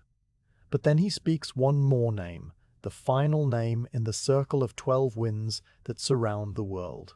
Thrasius, he says, and the word has a sibilant sound that fades into a soft ending. Thrasius is the north-northwest wind in some traditions, or the north wind that blows from the region of Thrace in others. Your father uses this name for the wind that comes from the gap between Septentrio and Chorus, a wind that is rare and unpredictable, and which the sailors treat with a kind of wary respect, because it can shift suddenly and catch a ship with its sails set wrong for the new direction. The face of Thrasius is ambiguous and hard to read, with eyes that seem to look in two directions at once, and a mouth that is neither smiling nor frowning. The names hang in the warm air of the workshop, and then they fade, and there is only the sound of your breathing and your father's breathing, and the distant murmur of the city going about its business, unaware of the ancient words that have just been spoken in this small room above the street. Your father does not move, and you do not move, and for a long moment the world seems to consist of nothing but the two of you and the vellum and the winds that circle silently around the edges of the map, waiting to be drawn. You know that when your father finally picks up his quill again, he will begin to sketch the faces of these winds in the margins of the chart, each one facing inward toward the center of the world, each one blowing its invisible breath across the oceans and the coasts and the islands that he has drawn with such care and such patience. But for now, the winds exist only as words and as ideas and as a low rumble in your father's voice that has become so familiar over the years that you can no longer separate it from the sound of your own thoughts. The silence stretches on and you find that you are not impatient for it to end. The silence is a kind of presence in the room, a third person sitting with you and your father, and it is comfortable in the way that only long silences between people who know each other well can be comfortable. You think about the wind names and you try to imagine what it would feel like to stand on the deck of a ship and feel Favonius at your back pushing you toward the unknown west, or to hear the howl of Aquilo in the rigging as the ship beats northward against a winter gale. You cannot truly imagine these things because you have never left Lisbon and you probably never will. Your world is this workshop and the streets that surround it and the river that flows past the city to the sea. But you do not need to feel the winds yourself because you can draw them and paint them, and you can listen to your father speak their names in his low, rough voice.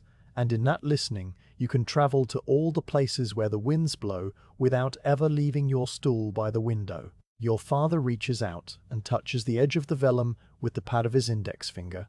The gesture is gentle and absent, and it seems to be a way of reconnecting with the physical world after the time he has spent among the names of the winds. He looks at you and his eyes are clear again and present in the room rather than distant. He does not smile because he rarely smiles, but there is a softness in his expression that you have learned to recognize as the equivalent of the smile from anyone else. He turns back to the drafting board, and he picks up the quill from the pen rest, and he dips it into the sepia ink that you have kept fresh and waiting. The scratching resumes, and the coastline of Brazil continues to grow beneath his steady hand, and the winds remain invisible at the edges of the vellum, waiting for their turn to be given form and color and a place on the map. You settle back on your stool, and you watch the line extend southward toward the place where the pilot's log grows vague, and the coast becomes a matter of guesswork and hope. The afternoon light has deepened further, and now it is the color of honey poured slowly from a jar, and it makes everything in the workshop look warm and golden, and slightly softened around the edges. The names of the winds echo faintly in your memory, and you know that you will carry them with you into sleep tonight, and into the next day, and into all the days after that. They are part of you now in the same way that the smell of linseed oil, and the weight of the glass muller, and the sound of the quill on vellum are part of you. They are the background of your life, and they require no thought and no effort, and they will be there always even when you are old, and the workshop belongs to someone else, and the winds still blow from their ancient directions across a world that has been fully mapped and fully known. The border of a chart is not merely a frame, but a statement of intent, a declaration that what lies within these lines is important enough to be set apart from the ordinary world of blank vellum and empty space, and the application of this border requires a hand that is steady, and a patience of this border requires a hand that is steady, and a patience that is bottomless, and a willingness to repeat the same small motion until the motion becomes a form of thoughtlessness. You are Inês, and you have been given the task of laying down the decorative border for the chart of the Brazilian coast, a border that your father has designed as a series of interlocking vines and leaves that will wind around all four sides of the vellum and meet at the corners in small bursts of stylized foliage. The design has been lightly sketched onto the vellum with a fine point of silver point, a faint grey line that will guide your brush but which will disappear entirely beneath the layers of paint and gold that you will apply over the course of this long afternoon. The silver point lines are so faint that you have to tilt your head and catch the light at just the right angle to see them clearly, but they are there, and they will be your companions for the next several hours. The first step is the preparation of the gesso. Gesso is a mixture of finely ground chalk or gypsum, bound with a weak solution of rabbit skin glue and a small amount of honey to keep it from becoming too brittle when it dries. You have prepared this gesso yourself in a small glazed bowl that sits on the bench beside you. a bowl that is dedicated solely to this purpose and which bears the accumulated stains of many previous batches of gesso in layers of white and cream and pale grey. The gesso is the consistency of thick cream, and it has a faint sweet smell from the honey and a deeper animal smell from the glue that is not unpleasant, but which is distinctive and which you have come to associate with the moments before the application of gold. You stir the gesso slowly with a small wooden spatula, watching the surface swirl and then settle, until the mixture is perfectly smooth and free of any lumps or bubbles that might mar the surface of the raised decoration you are about to create. The brush you will use for this task is a tiny thing made of just 3 hairs from the tail of a red squirrel. The hairs are fine and flexible, and they come to a point so sharp that you can barely see the tip with your naked eye. The handle of the brush is a sliver of polished boxwood that fits into the hollow of your hand, as if it was made for you alone. Which in a sense it was, because your father shaped it himself, using a small knife and a piece of fine sanding stone on a winter evening 2 years ago, when the rain was beating against the shutters and there was nothing else to do. You dip the tip of the brush into the gesso and you draw it across the rim of the bowl to remove the excess, leaving only a tiny bead of the white mixture clinging to the very end of the hairs. This is the amount you will use for each stroke, and each stroke will cover a distance of perhaps half the width of your smallest fingernail. The border is long and the strokes are short, and the work will take as long as it takes. You begin at the top left corner of the vellum, where a small vine emerges from an invisible point beyond the edge of the chart and curves inward toward the center of the border. The silver point line guides your hand and you follow it with the brush, laying down a thin raised line of gesso that will serve as the foundation for the gold leaf that will come later. The gesso goes onto the vellum as a pale cream color, and it dries within a few heartbeats to a matte white that stands slightly proud of the surface. You can feel the resistance of the vellum through the brush, and you can feel the slight drag as the gesso leaves the hairs and adheres to the prepared skin. The motion is slow and deliberate, and it requires that you hold your breath for the duration of each stroke, because even the slight rise and fall of your chest can translate into a wobble at the tip of the brush. You exhale only when the brush lifts from the vellum, and then you take another breath and dip the brush again and begin the next stroke. The vine you are tracing is not a simple curve, but a complex shape that weaves over and under itself in a pattern that repeats every few inches.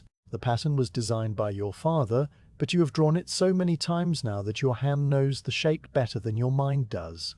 Your hand moves through the curves and the loops without conscious direction, while your thoughts drift away to other things, the sound of the gulls over the river and the warmth of the afternoon sun on the back of your neck, and the memory of the wind names that your father spoke yesterday and which still echo faintly in the quiet corners of your memory. The brush continues to move, and the gesso continues to flow, and the vine continues to grow along the top edge of the vellum.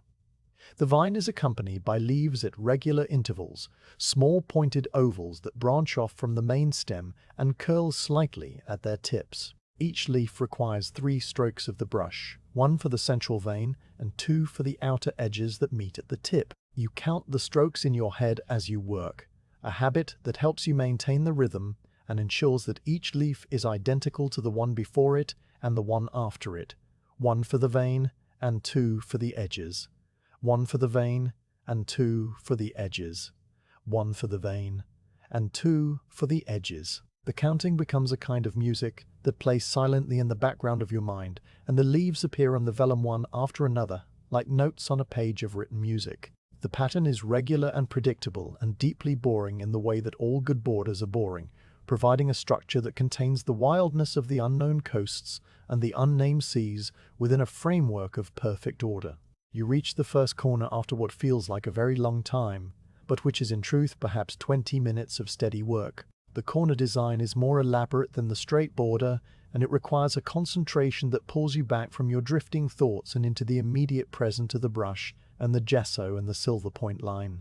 The vine at the corner splits into 3 smaller tendrils that curl around one another in a tight spiral before emerging on the other side to continue along the adjacent edge. You paint each tendril separately, waiting for the gesso to dry slightly between applications so that the lines remain distinct and do not bleed into one another. The tendrils are delicate, and they require the lightest possible touch, a pressure so gentle that the hairs of the brush barely bend against the surface of the vellum. You hold your hand steady with your other hand braced against the edge of the drafting board, and you complete the first tendril, and then the second, and then the third.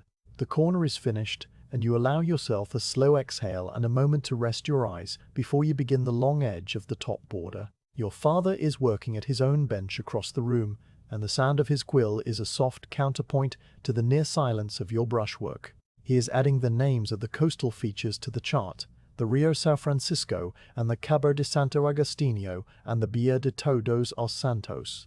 Names that were given by the explorers who first saw these places and who named them for the saints whose feast days coincided with their discoveries. Your father's handwriting is small and precise, and it flows across the vellum in a script that is both legible and beautiful.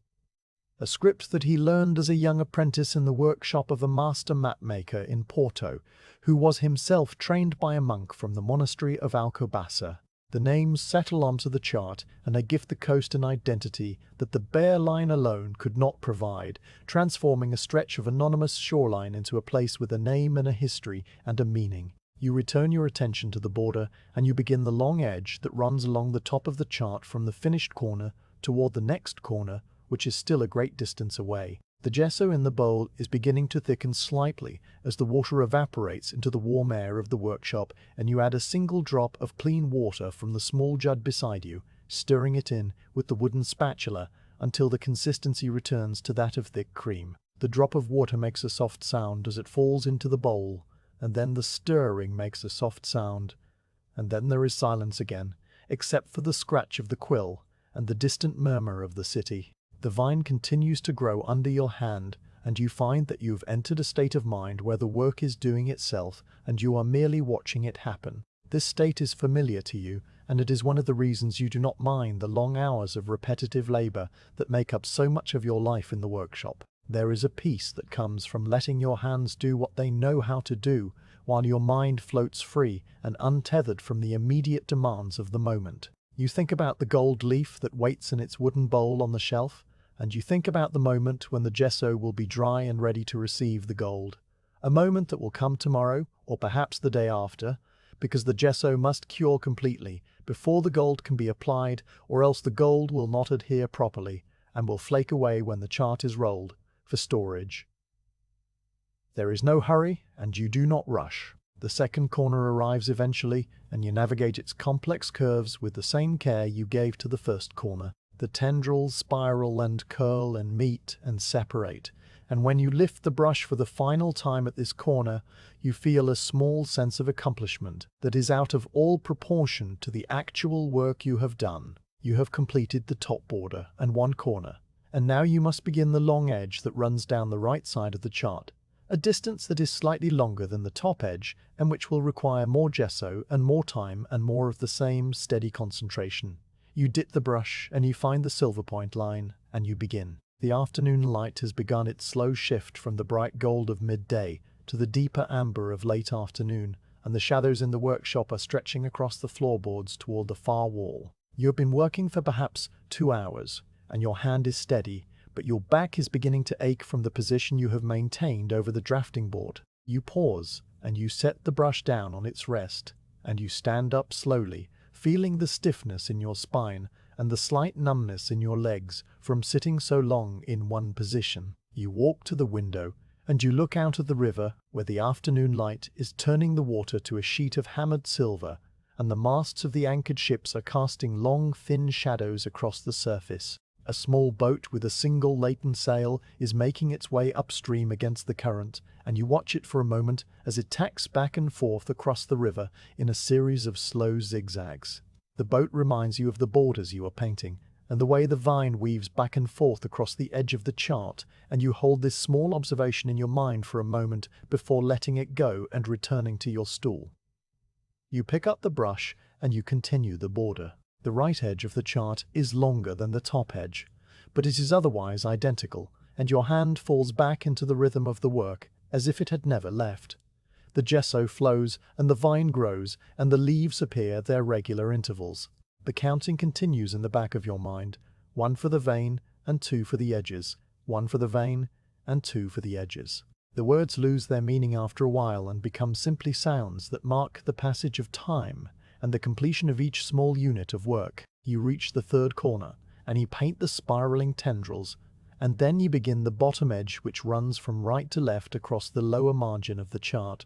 The silver point line is harder to see here because the light falls differently on this part of the vellum, and you have to lean closer and squint slightly to follow the guide. You adjust the angle of the drafting board by propping a small wooden block beneath one corner, and the light shifts in the silver point line becomes visible again, and you continue.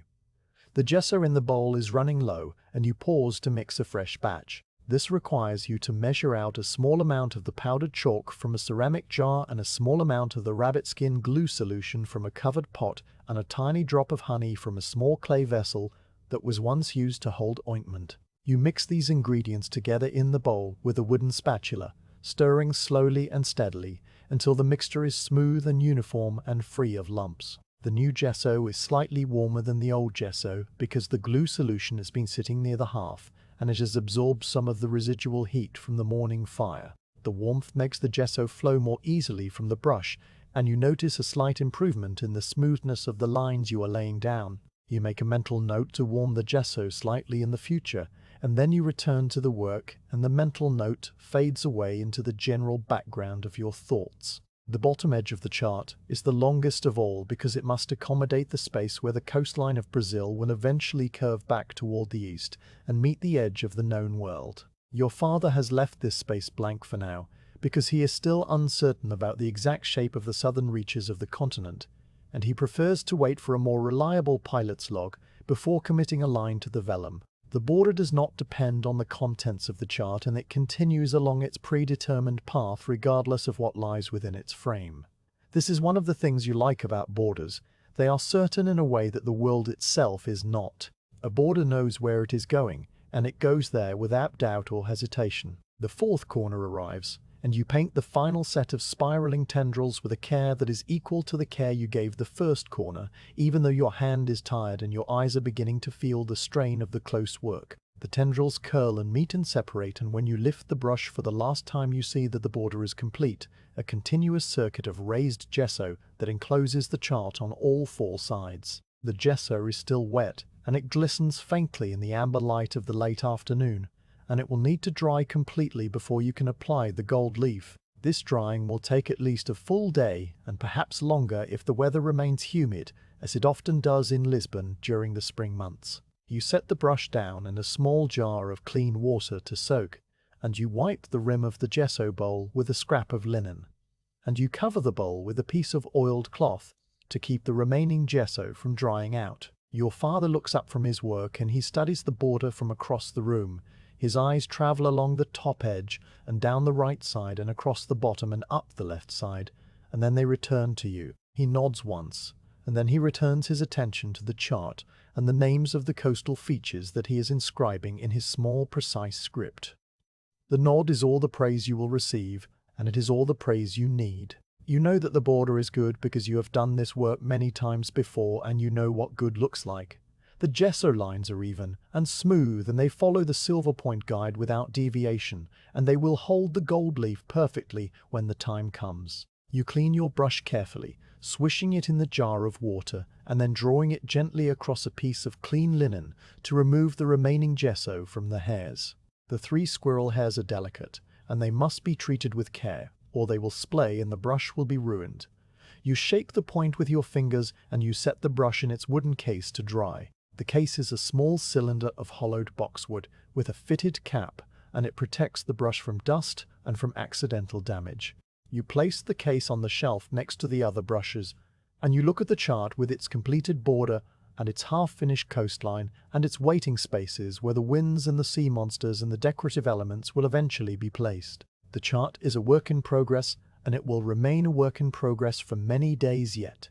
But the border is done, and the border will hold everything else in its proper place. The light through the window has faded from amber to a soft grey, and the room is growing dim. Your father sets down his quill and stretches his arms above his head, and you hear the soft pop of his shoulders, releasing the tension of the day. He rises from his stool, and he walks to the shelf where the covered bowls and jars are kept, and he checks that everything is properly sealed for the night. You do the same on your side of the workshop, wiping down the bench and covering the gesso bowl, and making sure that the gold leaf is safely stored in its wooden box. The workshop settles into the quiet of evening, and the sounds of the city outside fade to a distant murmur that is more like a memory of sound than sound itself. You stand for a moment in the center of the room, and you look at the chart with its fresh border gleaming faintly in the last of the light, and you feel the quiet satisfaction of work completed and the quiet anticipation of work yet to come. Tomorrow the gesso will be dry and you will begin the slow and delicate process of laying down the gold leaf, a process that requires a stillness even greater than the one you have maintained today. But that is tomorrow, and this is now, and now there is only the peace of the workshop at dusk, and the knowledge that your hand has done its work well. The coastline of Brazil has been drawn as far south as the pilot's log can reliably guide it, and now the quill hovers over a stretch of vellum that is as blank as the future and as full of possibility as the open sea. You are Inês, and you have been watching your father, Dom Henrique, pause at the edge of the known world with the sepia ink drying slowly on his quill and his eyes fixed on a point somewhere beyond the walls of the workshop. The chart before him shows the eastern bulge of the South American continent rendered in careful detail from the Rio São Francisco down to a headland that the pilot Alvaro described as being shaped like a sleeping man lying on his side with his arms stretched toward the sea. Beyond that headland, the pilot's log grows vague and the entries become shorter and less certain, filled with phrases like, "The water here changes color, and we saw what might have been a low shore in the distance, but the weather was thick and we did not approach." Your father has reached the limit of reliable testimony, and now he must draw what cannot be known with any certainty. He sets down the quill and reaches for a different book that sits on the small stand to his left. This book is not the pilot's log, but a rutter's, a collection of sailing directions compiled from the reports of many voyages over many years and copied by hand into a binding of worn leather. The rutter's is thicker than the pilot's log, and its pages are of varying sizes and qualities, some of them crisp and white and others yellowed and brittle and stained with the salt of sea spray. Your father opens the book to a page marked with a scrap of blue ribbon, and he begins to read silently while his free hand rests on the edge of the drafting board with the fingers slightly curled as if holding an invisible quill. The page he is reading concerns the Gulf of Guinea, a great indentation in the coast of Africa that lies far to the east of the Brazilian shore, but which is connected to this chart by the vast emptiness of the Atlantic Ocean that occupies the center of the vellum. The Gulf of Guinea is a place that your father has drawn many times before on other charts and for other clients, but each drawing is slightly different because each pilot who returns from those waters brings back a slightly different account of the shape of the coast and the depth of the water and the location of the dangerous shoals that can tear the bottom out of a ship. The Rutters contains a note from a Genoese captain who sailed those waters 20 years ago, and who wrote that the Gulf is so large that a ship can sail for 3 days without sighting land, and that the water near the shore is a pale green color, quite unlike the deep blue of the open ocean. Another entry from a Portuguese pilot who passed through the Gulf just last year describes a single rock that rises from the sea like a tower with a flat top, and which is shaped, if viewed from a certain angle, like a man sleeping on his side. The similarity between this description and the description of the Brazilian headland is a coincidence that your father notes with a small furrow of his brow, but he does not comment on it because the world is full of such coincidences and they mean nothing in the end. You are sitting on your low stool near the window, and you have been given the task of preparing a new pigment, a specific shade of pale green that your father will use to tint the shallows of this uncertain coast. The pigment is a mixture of the malachite green that you ground several days ago and a small amount of white lead that will lighten the color to the exact hue of sea foam or of the water that washes over a sandbar on a sunny afternoon. The white lead is kept in a sealed ceramic jar because it is poisonous if its dust is breathed too deeply, and you handle it with the care that such substances require. You measure out a small amount of the white powder onto a clean area of the granite slab, and then you add a slightly larger amount of the green malachite powder. The two powders sit side by side on the black stone, one a vivid emerald and the other a dense creamy white, and they look like two small hills of colored earth waiting to be combined. You add a few drops of the gum arabic solution from the small bowl beside you, and you watch the liquid soak into the powders and darken them. The green becomes a deep forest color, and the white becomes translucent and grayish where the water has penetrated. You pick up the glass muller, and you begin to work the two powders together, moving the heavy glass in slow circles and figure eights across the granite slab. The sound is the familiar, wet, dragging sound that you have heard so many times before, a sound that is now as much a part of your life as the sound of your own breathing. The green and the white begin to blend, and the color that emerges is not yet the pale sea foam that your father needs, but a lighter green with streaks of white still visible where the powders have not fully combined. You continue to work the muller, and the streaks gradually disappear, and the color becomes uniform and smooth. While you work, your father reads aloud from the rutters in a low voice that is barely more than a murmur. He reads a passage that describes the approach to the Gulf of Guinea from the west, a passage written by a pilot named Gonzalo, who sailed with the fleet of Diogo Cao nearly 30 years ago. The passage says that the water changes from deep blue to a lighter blue, and then to a pale green as the ship draws nearer to the shore, and at the bottom can be seen at a depth of 10 fathoms on a clear day. It says that the land is low and swampy and covered with dense forests of mangrove trees that grow right down to the water's edge, and that the air is heavy with moisture and the smell of rotting vegetation. It says that there are many rivers emptying into the Gulf, and that the water near their mouths is brown with mud and carries floating islands of vegetation out to sea. It says that the native peoples who live along these shores paddle out to meet the ships in long canoes carved from single tree trunks, and that they trade ivory and pepper and sometimes gold for cloth and metal goods. Your father pauses in his reading, and he looks at the blank space on the vellum where the Gulf of Guinea will eventually be drawn. He is not looking at the vellum so much as he is looking through it, seeing in his mind the coast that Gonzalo described, and trying to reconcile that description with the other descriptions that he has read in other rutters and heard from other pilots. The problem is that Gonzalo's account places a large island at the mouth of one of the rivers, whereas a later account by a different pilot makes no mention of any island but describes a broad sandspit that extends far out into the Gulf. The two descriptions cannot both be correct, and yet your father must choose one, or else blend them together into a compromise that will satisfy no one, but which will at least provide a plausible shape for the coast. He chooses a compromise. He will draw the island as a small and uncertain shape, with dotted lines indicating that its existence is not fully confirmed, and he will draw the sandspit as a faint shoal marked with tiny crosses to warn future navigators of the danger. The pale green pigment on your granite slab has reached the exact shade that your father requires. It is the color of the sea in the shallows off the beach at Cascais, where you once walked with your mother when you were very small, and where the water was so clear that you could see the shells and the pebbles on the sandy bottom. You scrape the paint carefully into a clean mussel shell, and you set the shell on the ledge of the drafting board, where your father can reach it when he is ready. The shell is a common blue mussel from the Tagus estuary, and its inner surface is lined with mother of pearl that shimmers faintly through the pale green paint. You clean the granite slab with a splash of water and a linen rag, and you wipe the muller dry and set it back on the shelf. The smell of the gum arabic and the faint metallic tang of the white lead linger in the air, and then they fade, and there is only the smell of old paper and vellum and the distant salt of the river. Your father picks up a fresh quill and dips it into the pale green paint.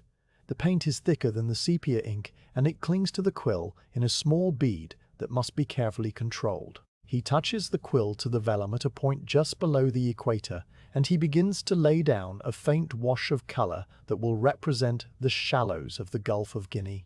The wash is not a line, but a subtle tint that spreads outward from the shore and fades gradually into the blank white of the deep ocean. He works the quill in small circular motions, building up the color slowly and evenly, and the pale green spreads across the vellum like a slow tide creeping up a beach. The color is so faint that you can barely see it in the dim light of the workshop, but you know that when the chart is finished and varnished and hung on a wall or spread on a table, the pale green will catch the light and will tell any navigator who looks at it that here the water is shallow and here a ship must proceed with caution. The shape of the shallows is not precise. Your father draws a coastline that is tentative and dotted in places where the reports disagree, and he leaves gaps where no reports exist at all. The Gulf of Guinea on this chart will be a suggestion rather than a statement, an invitation to future pilots to fill in the blanks with their own observations and to correct the errors that are inevitable when a map is drawn from words alone. Your father is comfortable with this uncertainty because he knows that all maps are provisional and that the world is always changing in ways that no map can fully capture. A sandbar shifts in a storm and the river changes its course, and a coast that was drawn with confidence on one chart may be entirely different when the next ship arrives to verify it. The map is not the territory, and your father understands this better than most. He sets down the quill, and he leans back on his stool, and he studies the pale green wash that now occupies a small portion of the blank Atlantic. The wash is shaped roughly like a crescent moon lying on its back, and it extends perhaps the width of your hand from the tentative coastline outward into the white space. In the center of the wash, he has left a small area of untouched vellum to represent the deep channel where the water is darker and safer for navigation. This channel is marked with a faint dotted line that curves through the shallows like a path through a forest, and it leads to a small anchor symbol that represents a safe anchorage described by Gonzalo in his account. The anchorage is in the lee of the uncertain island that your father has drawn with dotted lines, and it is protected from the prevailing winds by the bulk of the island itself and by the sands pit that extends from the mainland. You watch your father work and you think about the pilots who will use this chart in the years to come. They will stand on the decks of their ships with the vellum spread before them, and they will compare the tentative lines and the uncertain islands with the actual coast that rises from the sea before their eyes. They will note the discrepancies, and they will make corrections in their own logs, and perhaps those corrections will eventually find their way back to this workshop and into the next edition of the writers and onto the next chart that your father or his successors will draw. The map is a living document that changes with each new voyage and each new observation, and it is never truly finished. This thought comforts you in a way that is difficult to explain.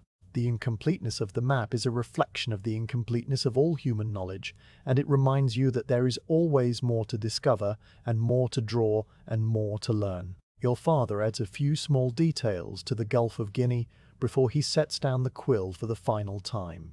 He draws a tiny palm tree on the shore of the uncertain island to indicate that the island is forested, and he draws a small cluster of dots to represent a village that Gonzalo mentioned in his account.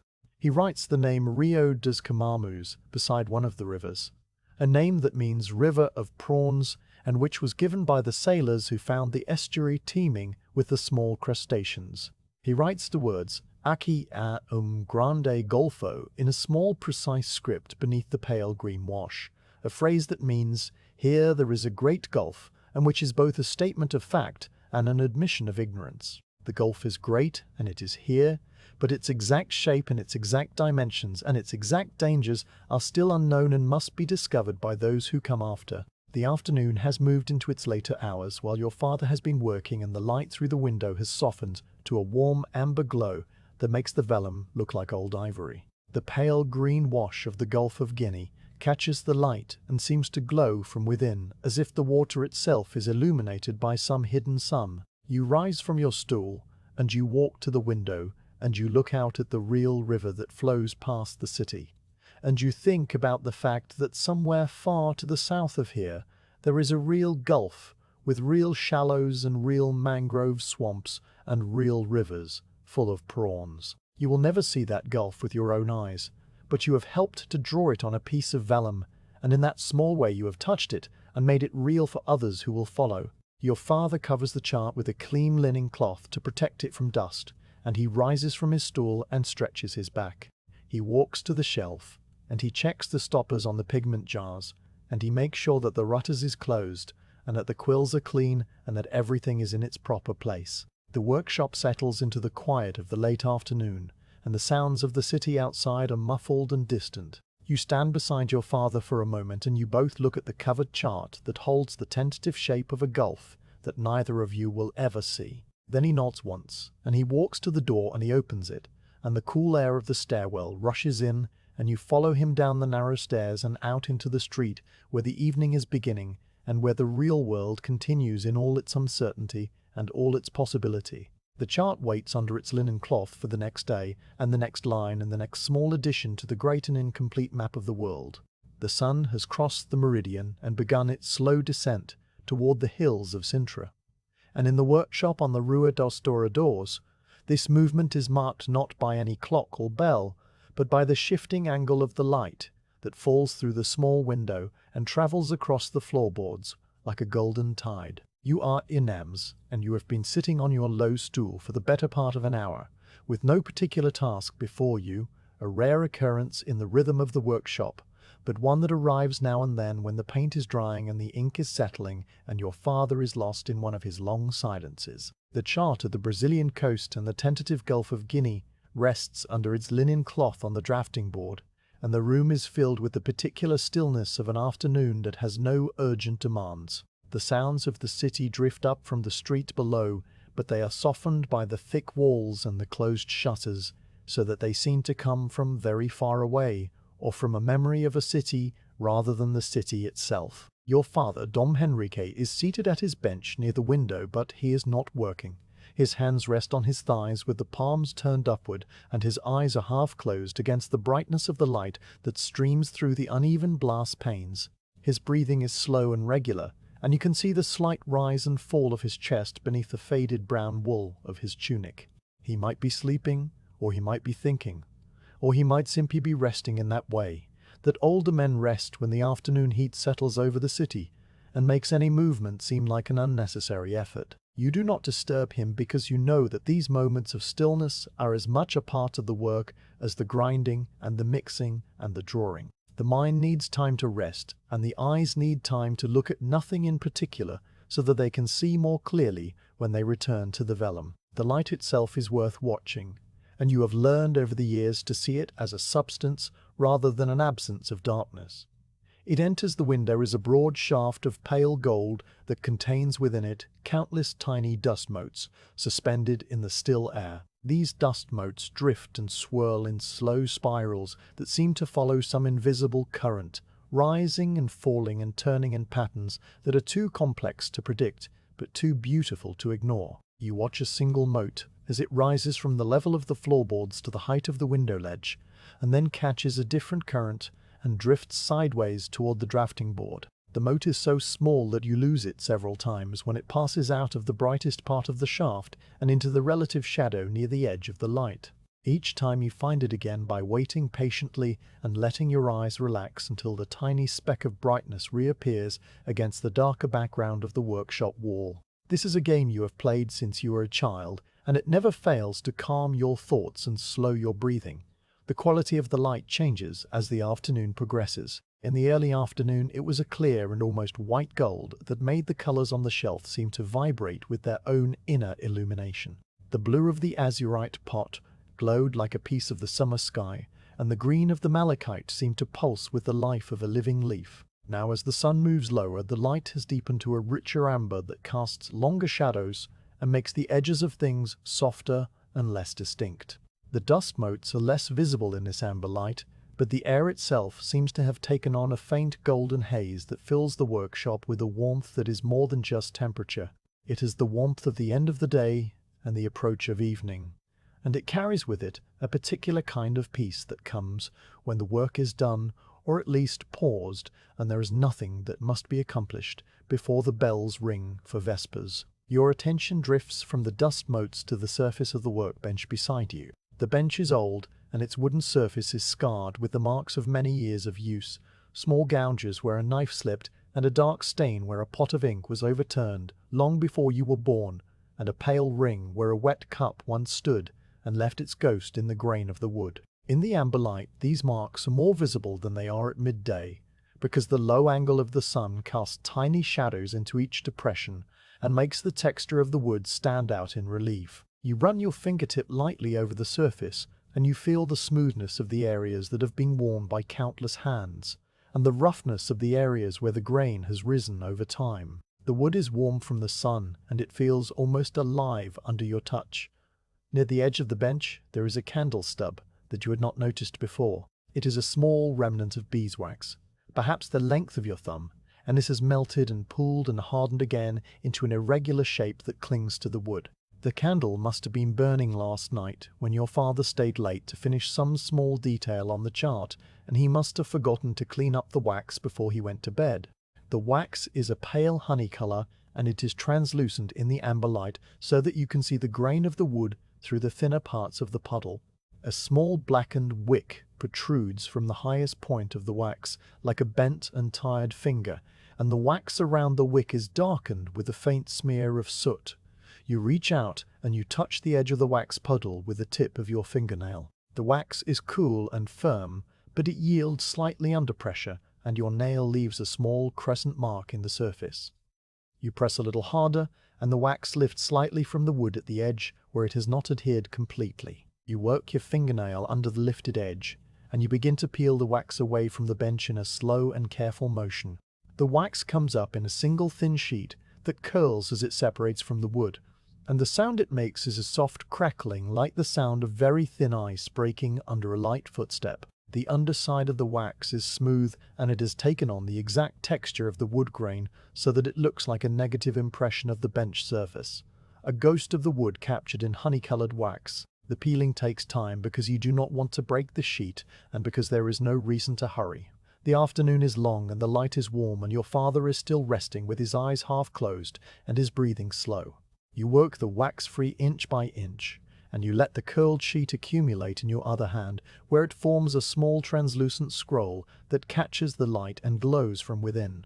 The smell of the beeswax is faint but distinct, a sweet and slightly grassy smell that reminds you of the hives that are kept in the monastery garden on the hill above the Alfama district. You have walked past those hives on feast days when your father takes you to the monastery to deliver a finished chart to the abbot, and you have watched the bees coming and going from the wooden boxes with their legs heavy with pollen. The smell of the wax in your hand is the same smell, and it carries with it the memory of those walks and the sound of the bees and the sight of the monks tending their vegetables in the terraced gardens. When the wax is completely free of the bench, you hold it up to the light and you look through it. The world seen through the thin sheet of wax is a world transformed. The amber light becomes deeper and richer, and the outlines of the workshop are softened and blurred as if seen through a gentle fog. Your father's figure by the window becomes a dark shape against the brighter background, and the shelf of pigments becomes a row of indistinct colors that bleed into one another like paints on a wet palette. You turn the wax sheet slightly, and the light shifts and the colors change, and for a moment you are looking at a world that is entirely different from the one you know. A world made of honey and amber and soft shadows. This is a small magic, and it costs nothing, and it is available to anyone who has a piece of wax and a source of light and the patience to hold it up and look through it. You lower the wax and the workshop returns to its familiar self. You roll the sheet into a small cylinder and you set it aside on the bench with the intention of giving it to your father later so that he can melt it down and use it to seal a letter or to wax a length of thread. The beeswax is too valuable to waste, and even the smallest scraps are saved and reused in one way or another. You wipe the bench with a dry rag to remove any remaining traces of wax, and the wood is clean and smooth again and ready for whatever work will come next. The light continues to shift, and now it has begun to take on the faintest hint of rose near the edges where it touches the whitewashed wall. This is the sign that the afternoon is truly advancing, and that the sun is approaching the rooftops on the western side of the street. In another hour the light will fade entirely, and the workshop will fall into a soft grey dusk that will make it difficult to see the fine details of the chart. Your father will light the oil lamp that hangs from a hook in the ceiling beam, and the room will be filled with a different kind of light. A warm and flickering light that casts dancing shadows and makes the vellum glow like a pale moon. But that is still to come, and for now the natural light remains, and you are content to sit in it and let it wash over you. Your father stirs on his stool, and you hear the soft creak of the wood as he shifts his weight. He opens his eyes fully, and he looks around the workshop as if seeing it for the first time in a long while. His gaze passes over the covered chart and the shelf of pigments and the clean bench, and finally it rests on you. He does not speak, but his expression is peaceful and there is no urgency in it. He is simply present in the room with you, and that is enough. He reaches up and rubs the back of his neck with one hand, and then he lets the hand fall back to his lap.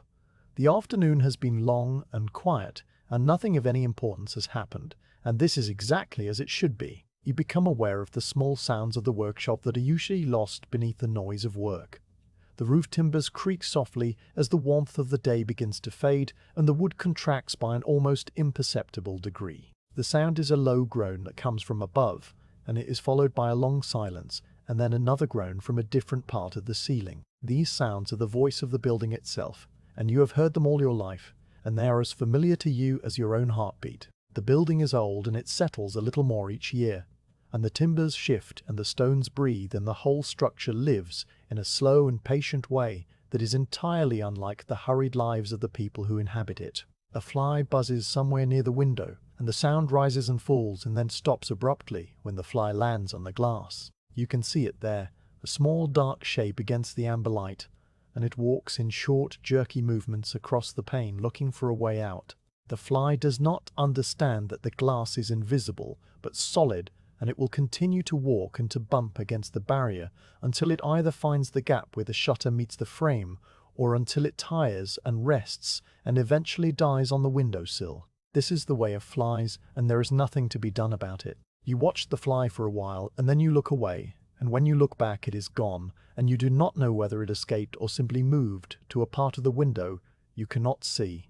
The heat of the day has been stored in the stones of the workshop walls, and now as the outside air begins to cool the stones, release their warmth into the room. You can feel it rising from the floor and radiating from the walls. A gentle and diffuse heat that is different from the direct warmth of the sun, but which is comforting in its own way. The workshop smells of warm stone and old wood, and the faint residue of linseed oil and beeswax, and the clean animal scent of the vellum. These smells are the background of your life, and you rarely notice them consciously, but they are always there, and they form a kind of invisible architecture that supports the visible architecture of the room. Your father rises from his stool slowly, and he walks to the shelf where the covered bowls and jars are kept. He checks the seal on the jar of white lead, and he makes sure that the cork is firmly pressed into the neck of the gum arabic bottle. He lifts the linen cloth that covers the mussel shell of pale green paint, and he sees that the paint is not dried out, and that the surface is still glossy and workable. He replaces the cloth, and he turns to look at the covered chart on the drafting board. He does not lift the linen to inspect the work, because he knows what is there, and he trusts that it is still as he left it. The chart will wait until tomorrow or the next day, or whenever the light is right, and the hand is steady, and the mind is clear.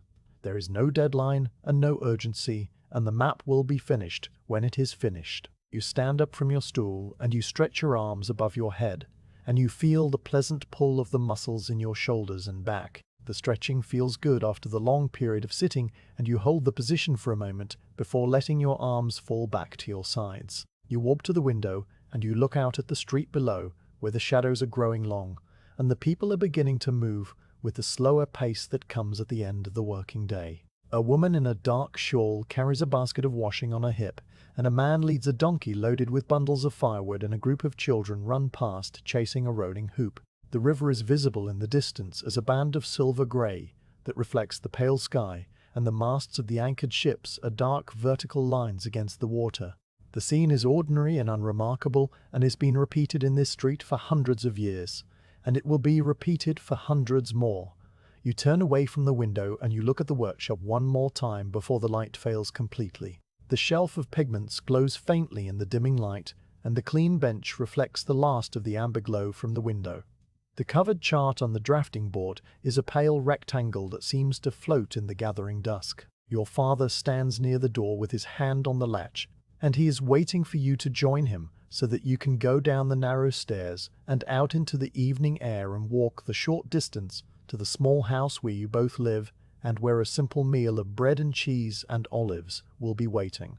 The afternoon light has done its work, and the wax has been scraped from the bench, and the day has passed in the slow and peaceful manner that all days should pass. You walk to the door, and your father opens it, and the cool air of the stairwell rushes in, and you step through into the dimness beyond, while the workshop settles into silence behind you, and the last of the amber light fades from the window, and the night begins its slow approach across the river. The day ends, not with a conclusion, but with a gradual fading, a slow withdrawal of light and sound and activity that leaves the workshop in a state of suspended stillness, as if the room itself is holding its breath and waiting for the morning to come again. You are Inês, and you have returned to the workshop after the simple evening meal of bread and cheese and olives, and a small cup of watered wine that you shared with your father in the small house on the Travessa do Almada, where the two of you have lived since your mother died, and where the rooms are quiet and the walls are thick, and the sounds of the city are kept at a comfortable distance.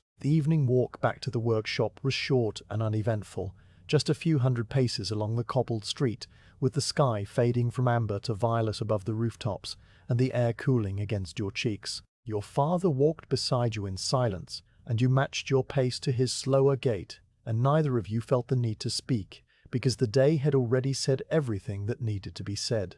The workshop is dim now, and the only light comes from the single oil lamp that your father lit upon entering, a small flame that flickers inside its glass chimney and casts a warm orange glow across the immediate vicinity of the drafting board.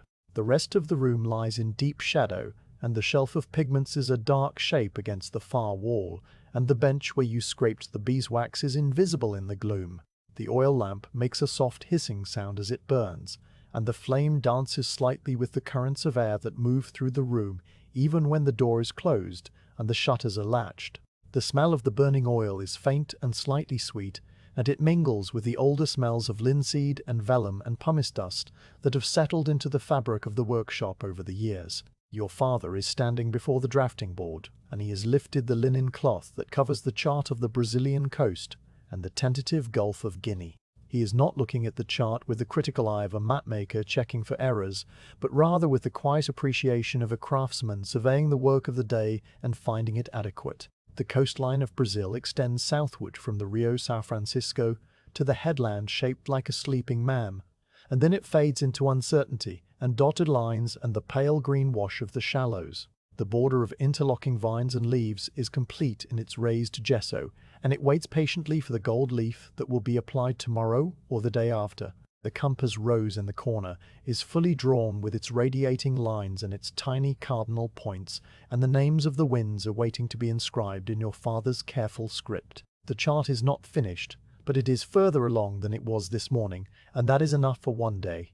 You move to the workbench and you begin the small ritual of cleaning and closing that marks the true end of the working day. The granite slab, where you mixed the pale green paint for the Gulf of Guinea shallows, still bears faint traces of the pigment, and you take up a clean linen rag and a small amount of linseed oil from the bottle on the shelf. You pour a few drops of the oil onto the rag, and you begin to wipe the surface of the stone in slow circles.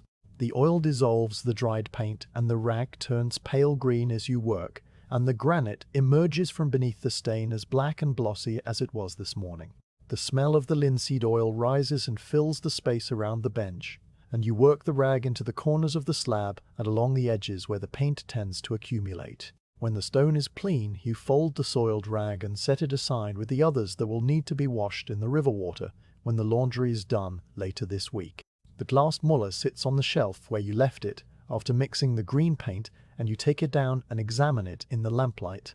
The flat bottom of the muller is clean because you wiped it before putting it away, but you wipe it again now with a fresh corner of the linen rag, just to be certain that no trace of pigment remains to contaminate the next color you will grind. The glass is cool and heavy in your hand, and the lamplight catches the tiny bubbles trapped within it and makes them sparkle like a handful of tiny stars. You set the muller back on the shelf with the flat bottom facing up so that dust will not settle on the grinding surface, and you make sure that it is stable and will not roll off in the night if the building settles, or if a cart passes in the street below and shakes the floorboards. The mussel shell that holds the remaining pale green paint is still on the ledge of the drafting board, and you pick it up carefully. The paint has developed a thin skin on its surface from exposure to the air, and you know that if you leave it as it is, the skin will thicken overnight, and the paint beneath will be difficult to use tomorrow. You take a small piece of clean linen, and you moisten it with a few drops of water from the cistern,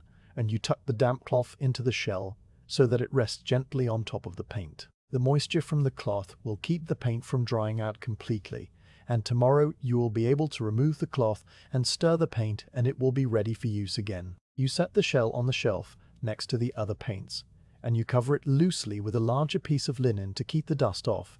The ceramic pots and jars and bowls that hold the dry pigments are all properly sealed, and you check each one as you move along the shelf. The cork stopper on the azurite jar is firm, and the oiled cloth on the yellow ochre bowl is tied tightly, and the wooden lid on the lapis lazuli box is closed and secure. The jar of white lead is sealed with a plug of waxed cloth, and you press down on it to make sure that no air can enter and no dust can escape.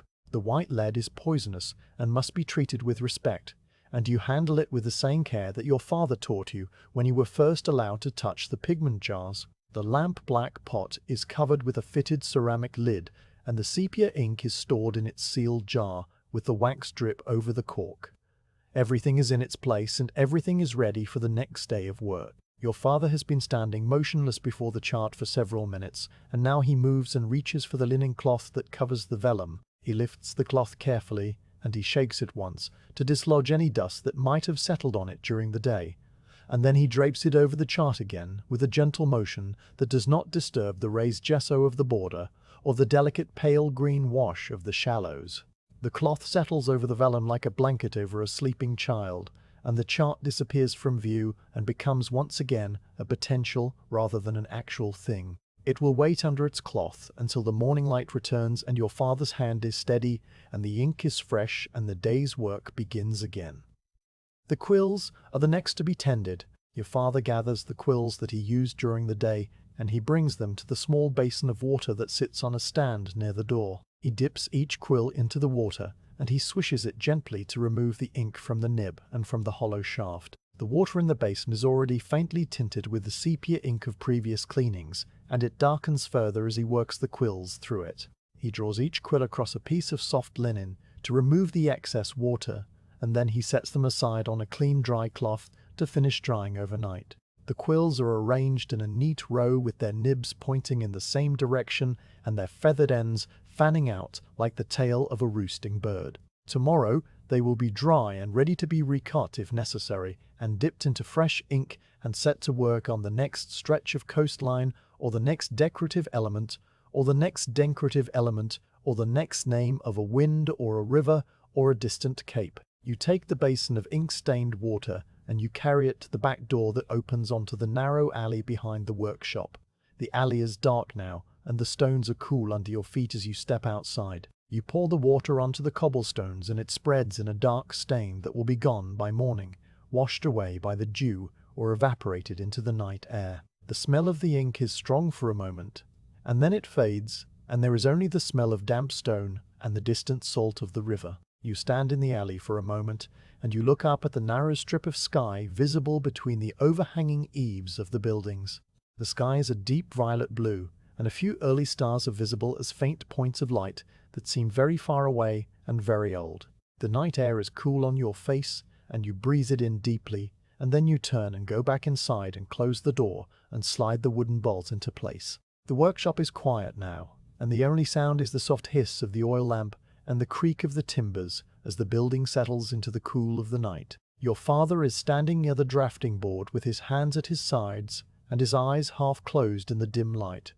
He looks tired, but not exhausted, the kind of tiredness that comes from a day of steady work rather than from any great exertion or stress. It is the tiredness of satisfaction, and it will be cured by a night of sleep and a morning of waking to the same familiar tasks, and the same familiar sounds, and the same familiar sounds. He reaches up and he adjusts the wick of the oil lamp with a small brass key, turning it down so that the flame shrinks to a tiny blue glow at the tip of the wick. The room falls into near darkness, and the shapes of the furniture and the shelves become indistinct and merge with the shadows. You walk to the window and you check that the shutters are properly latched. The iron latch is cool under your fingers and it slides into place with a soft click. Through the gap between the shutters you can see a sliver of the street below where a single lantern burns outside the door of the tavern on the corner. The lantern light is a small warm pool of yellow in the darkness, and it illuminates the cobblestones and the lower edge of the tavern's whitewashed wall.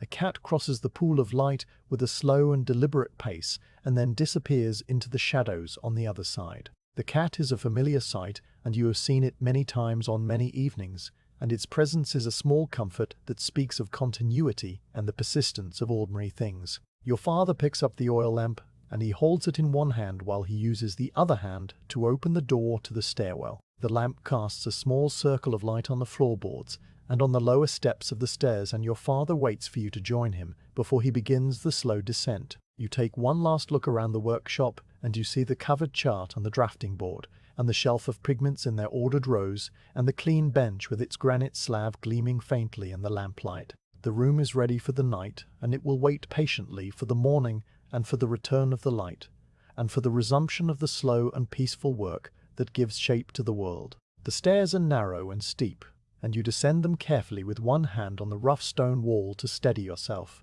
The lamp swings slightly in your father's hand, and the shadows dance on the walls and on the steps ahead of you. The stairwell smells of old stone and damp plaster, and the faint cooking smells that drift up from the ground floor where the widow Oliveira lives, with her 3 cats and her collection of potted herbs. You pass her door, and you hear the murmur of her voice, as she talks to her cats, in the low and affectionate tone that she uses when she thinks no one is listening. The sound is muffled and indistinct, and it fades as you continue down the final flight of steps to the street door. The street door is heavy oak, with iron hinges and a large key that your father keeps on a leather cord around his neck. He hands you the lamp while he works the key into the lock and turns it with a solid clunk that echoes in the narrow entryway. The door swings inward, and the cool night air rushes in, and the lamp flickers and steadies. You step out onto the cobblestones, and your father follows, and then he turns and pulls the door closed and locks it again from the outside. The key turns, and the bolt slides home, and the workshop is sealed for the night, and the chart and the pigments and the quills and the muller and the granite slab are all safe and still in the darkness above. The walk home is short, and you know every stone and every corner and every shadow along the way. The street is quiet now, and most of the houses are dark, with only the occasional glow of candlelight visible through a shuttered window. The tavern on the corner is still open, and you can hear the low murmur of voices and the clink of cups from within. But the sounds are muted, and they do not disturb the peace of the night. You and your father walk side by side without speaking, and your footsteps are soft on the cobblestones, and the lamp swings gently in his hand, casting its small circle of light on the ground before you. This is the lull of 1510. The fleet is not due back from the Indies for another year, and the harbour is quiet, and the world beyond Lisbon is holding its breath. The great discoveries have been made, and the great maps have been drawn, and now there is a pause while everyone waits for the next ship to return with news of the next coast and the next island and the next river. In the workshop on the Rua dos Douradores, this pause is not a time of idleness, but a time of preparation and maintenance, and the slow accumulation of small tasks that will make the next chart better than the last. The lull is a gift, and you accept it with the same quiet grace with which you accept everything in your life. You reach the door of the small house on the Travessa do Almada, and your father unlocks it with a different key from the cord around his neck. The door opens into a small dark room that smells of the bread and cheese and olives from your evening meal, and of the dried lavender that hangs from the rafters to keep the moths away. Your father sets the lamp on the wooden table, and he turns down the wick until the flame is just a tiny blue point, and then he blows it out with a soft puff of breath. The darkness is complete for a moment, and then your eyes adjust, and you can see the faint outline of the window and the pale square of the night sky beyond it. You climb the narrow stairs to your small room under the eaves, and you undress in the darkness, and you lie down on the straw mattress that is covered with a clean linen sheet and a woolen blanket. The sounds of the house settle around you, the creak of the timbers and the distant murmur of your father moving in his room below, and the soft rustle of a mouse in the thatch above your head. You close your eyes, and you think about the chart that waits under its linen cloth in the workshop, and you think about the pale green shallows of the Gulf of Guinea, and the tentative dotted line of the uncertain island, and the vine border that will receive its gold leaf tomorrow. The thoughts are calm and slow, and they drift through your mind like the dust motes in the afternoon light. The lull continues, and the world waits, and you sleep.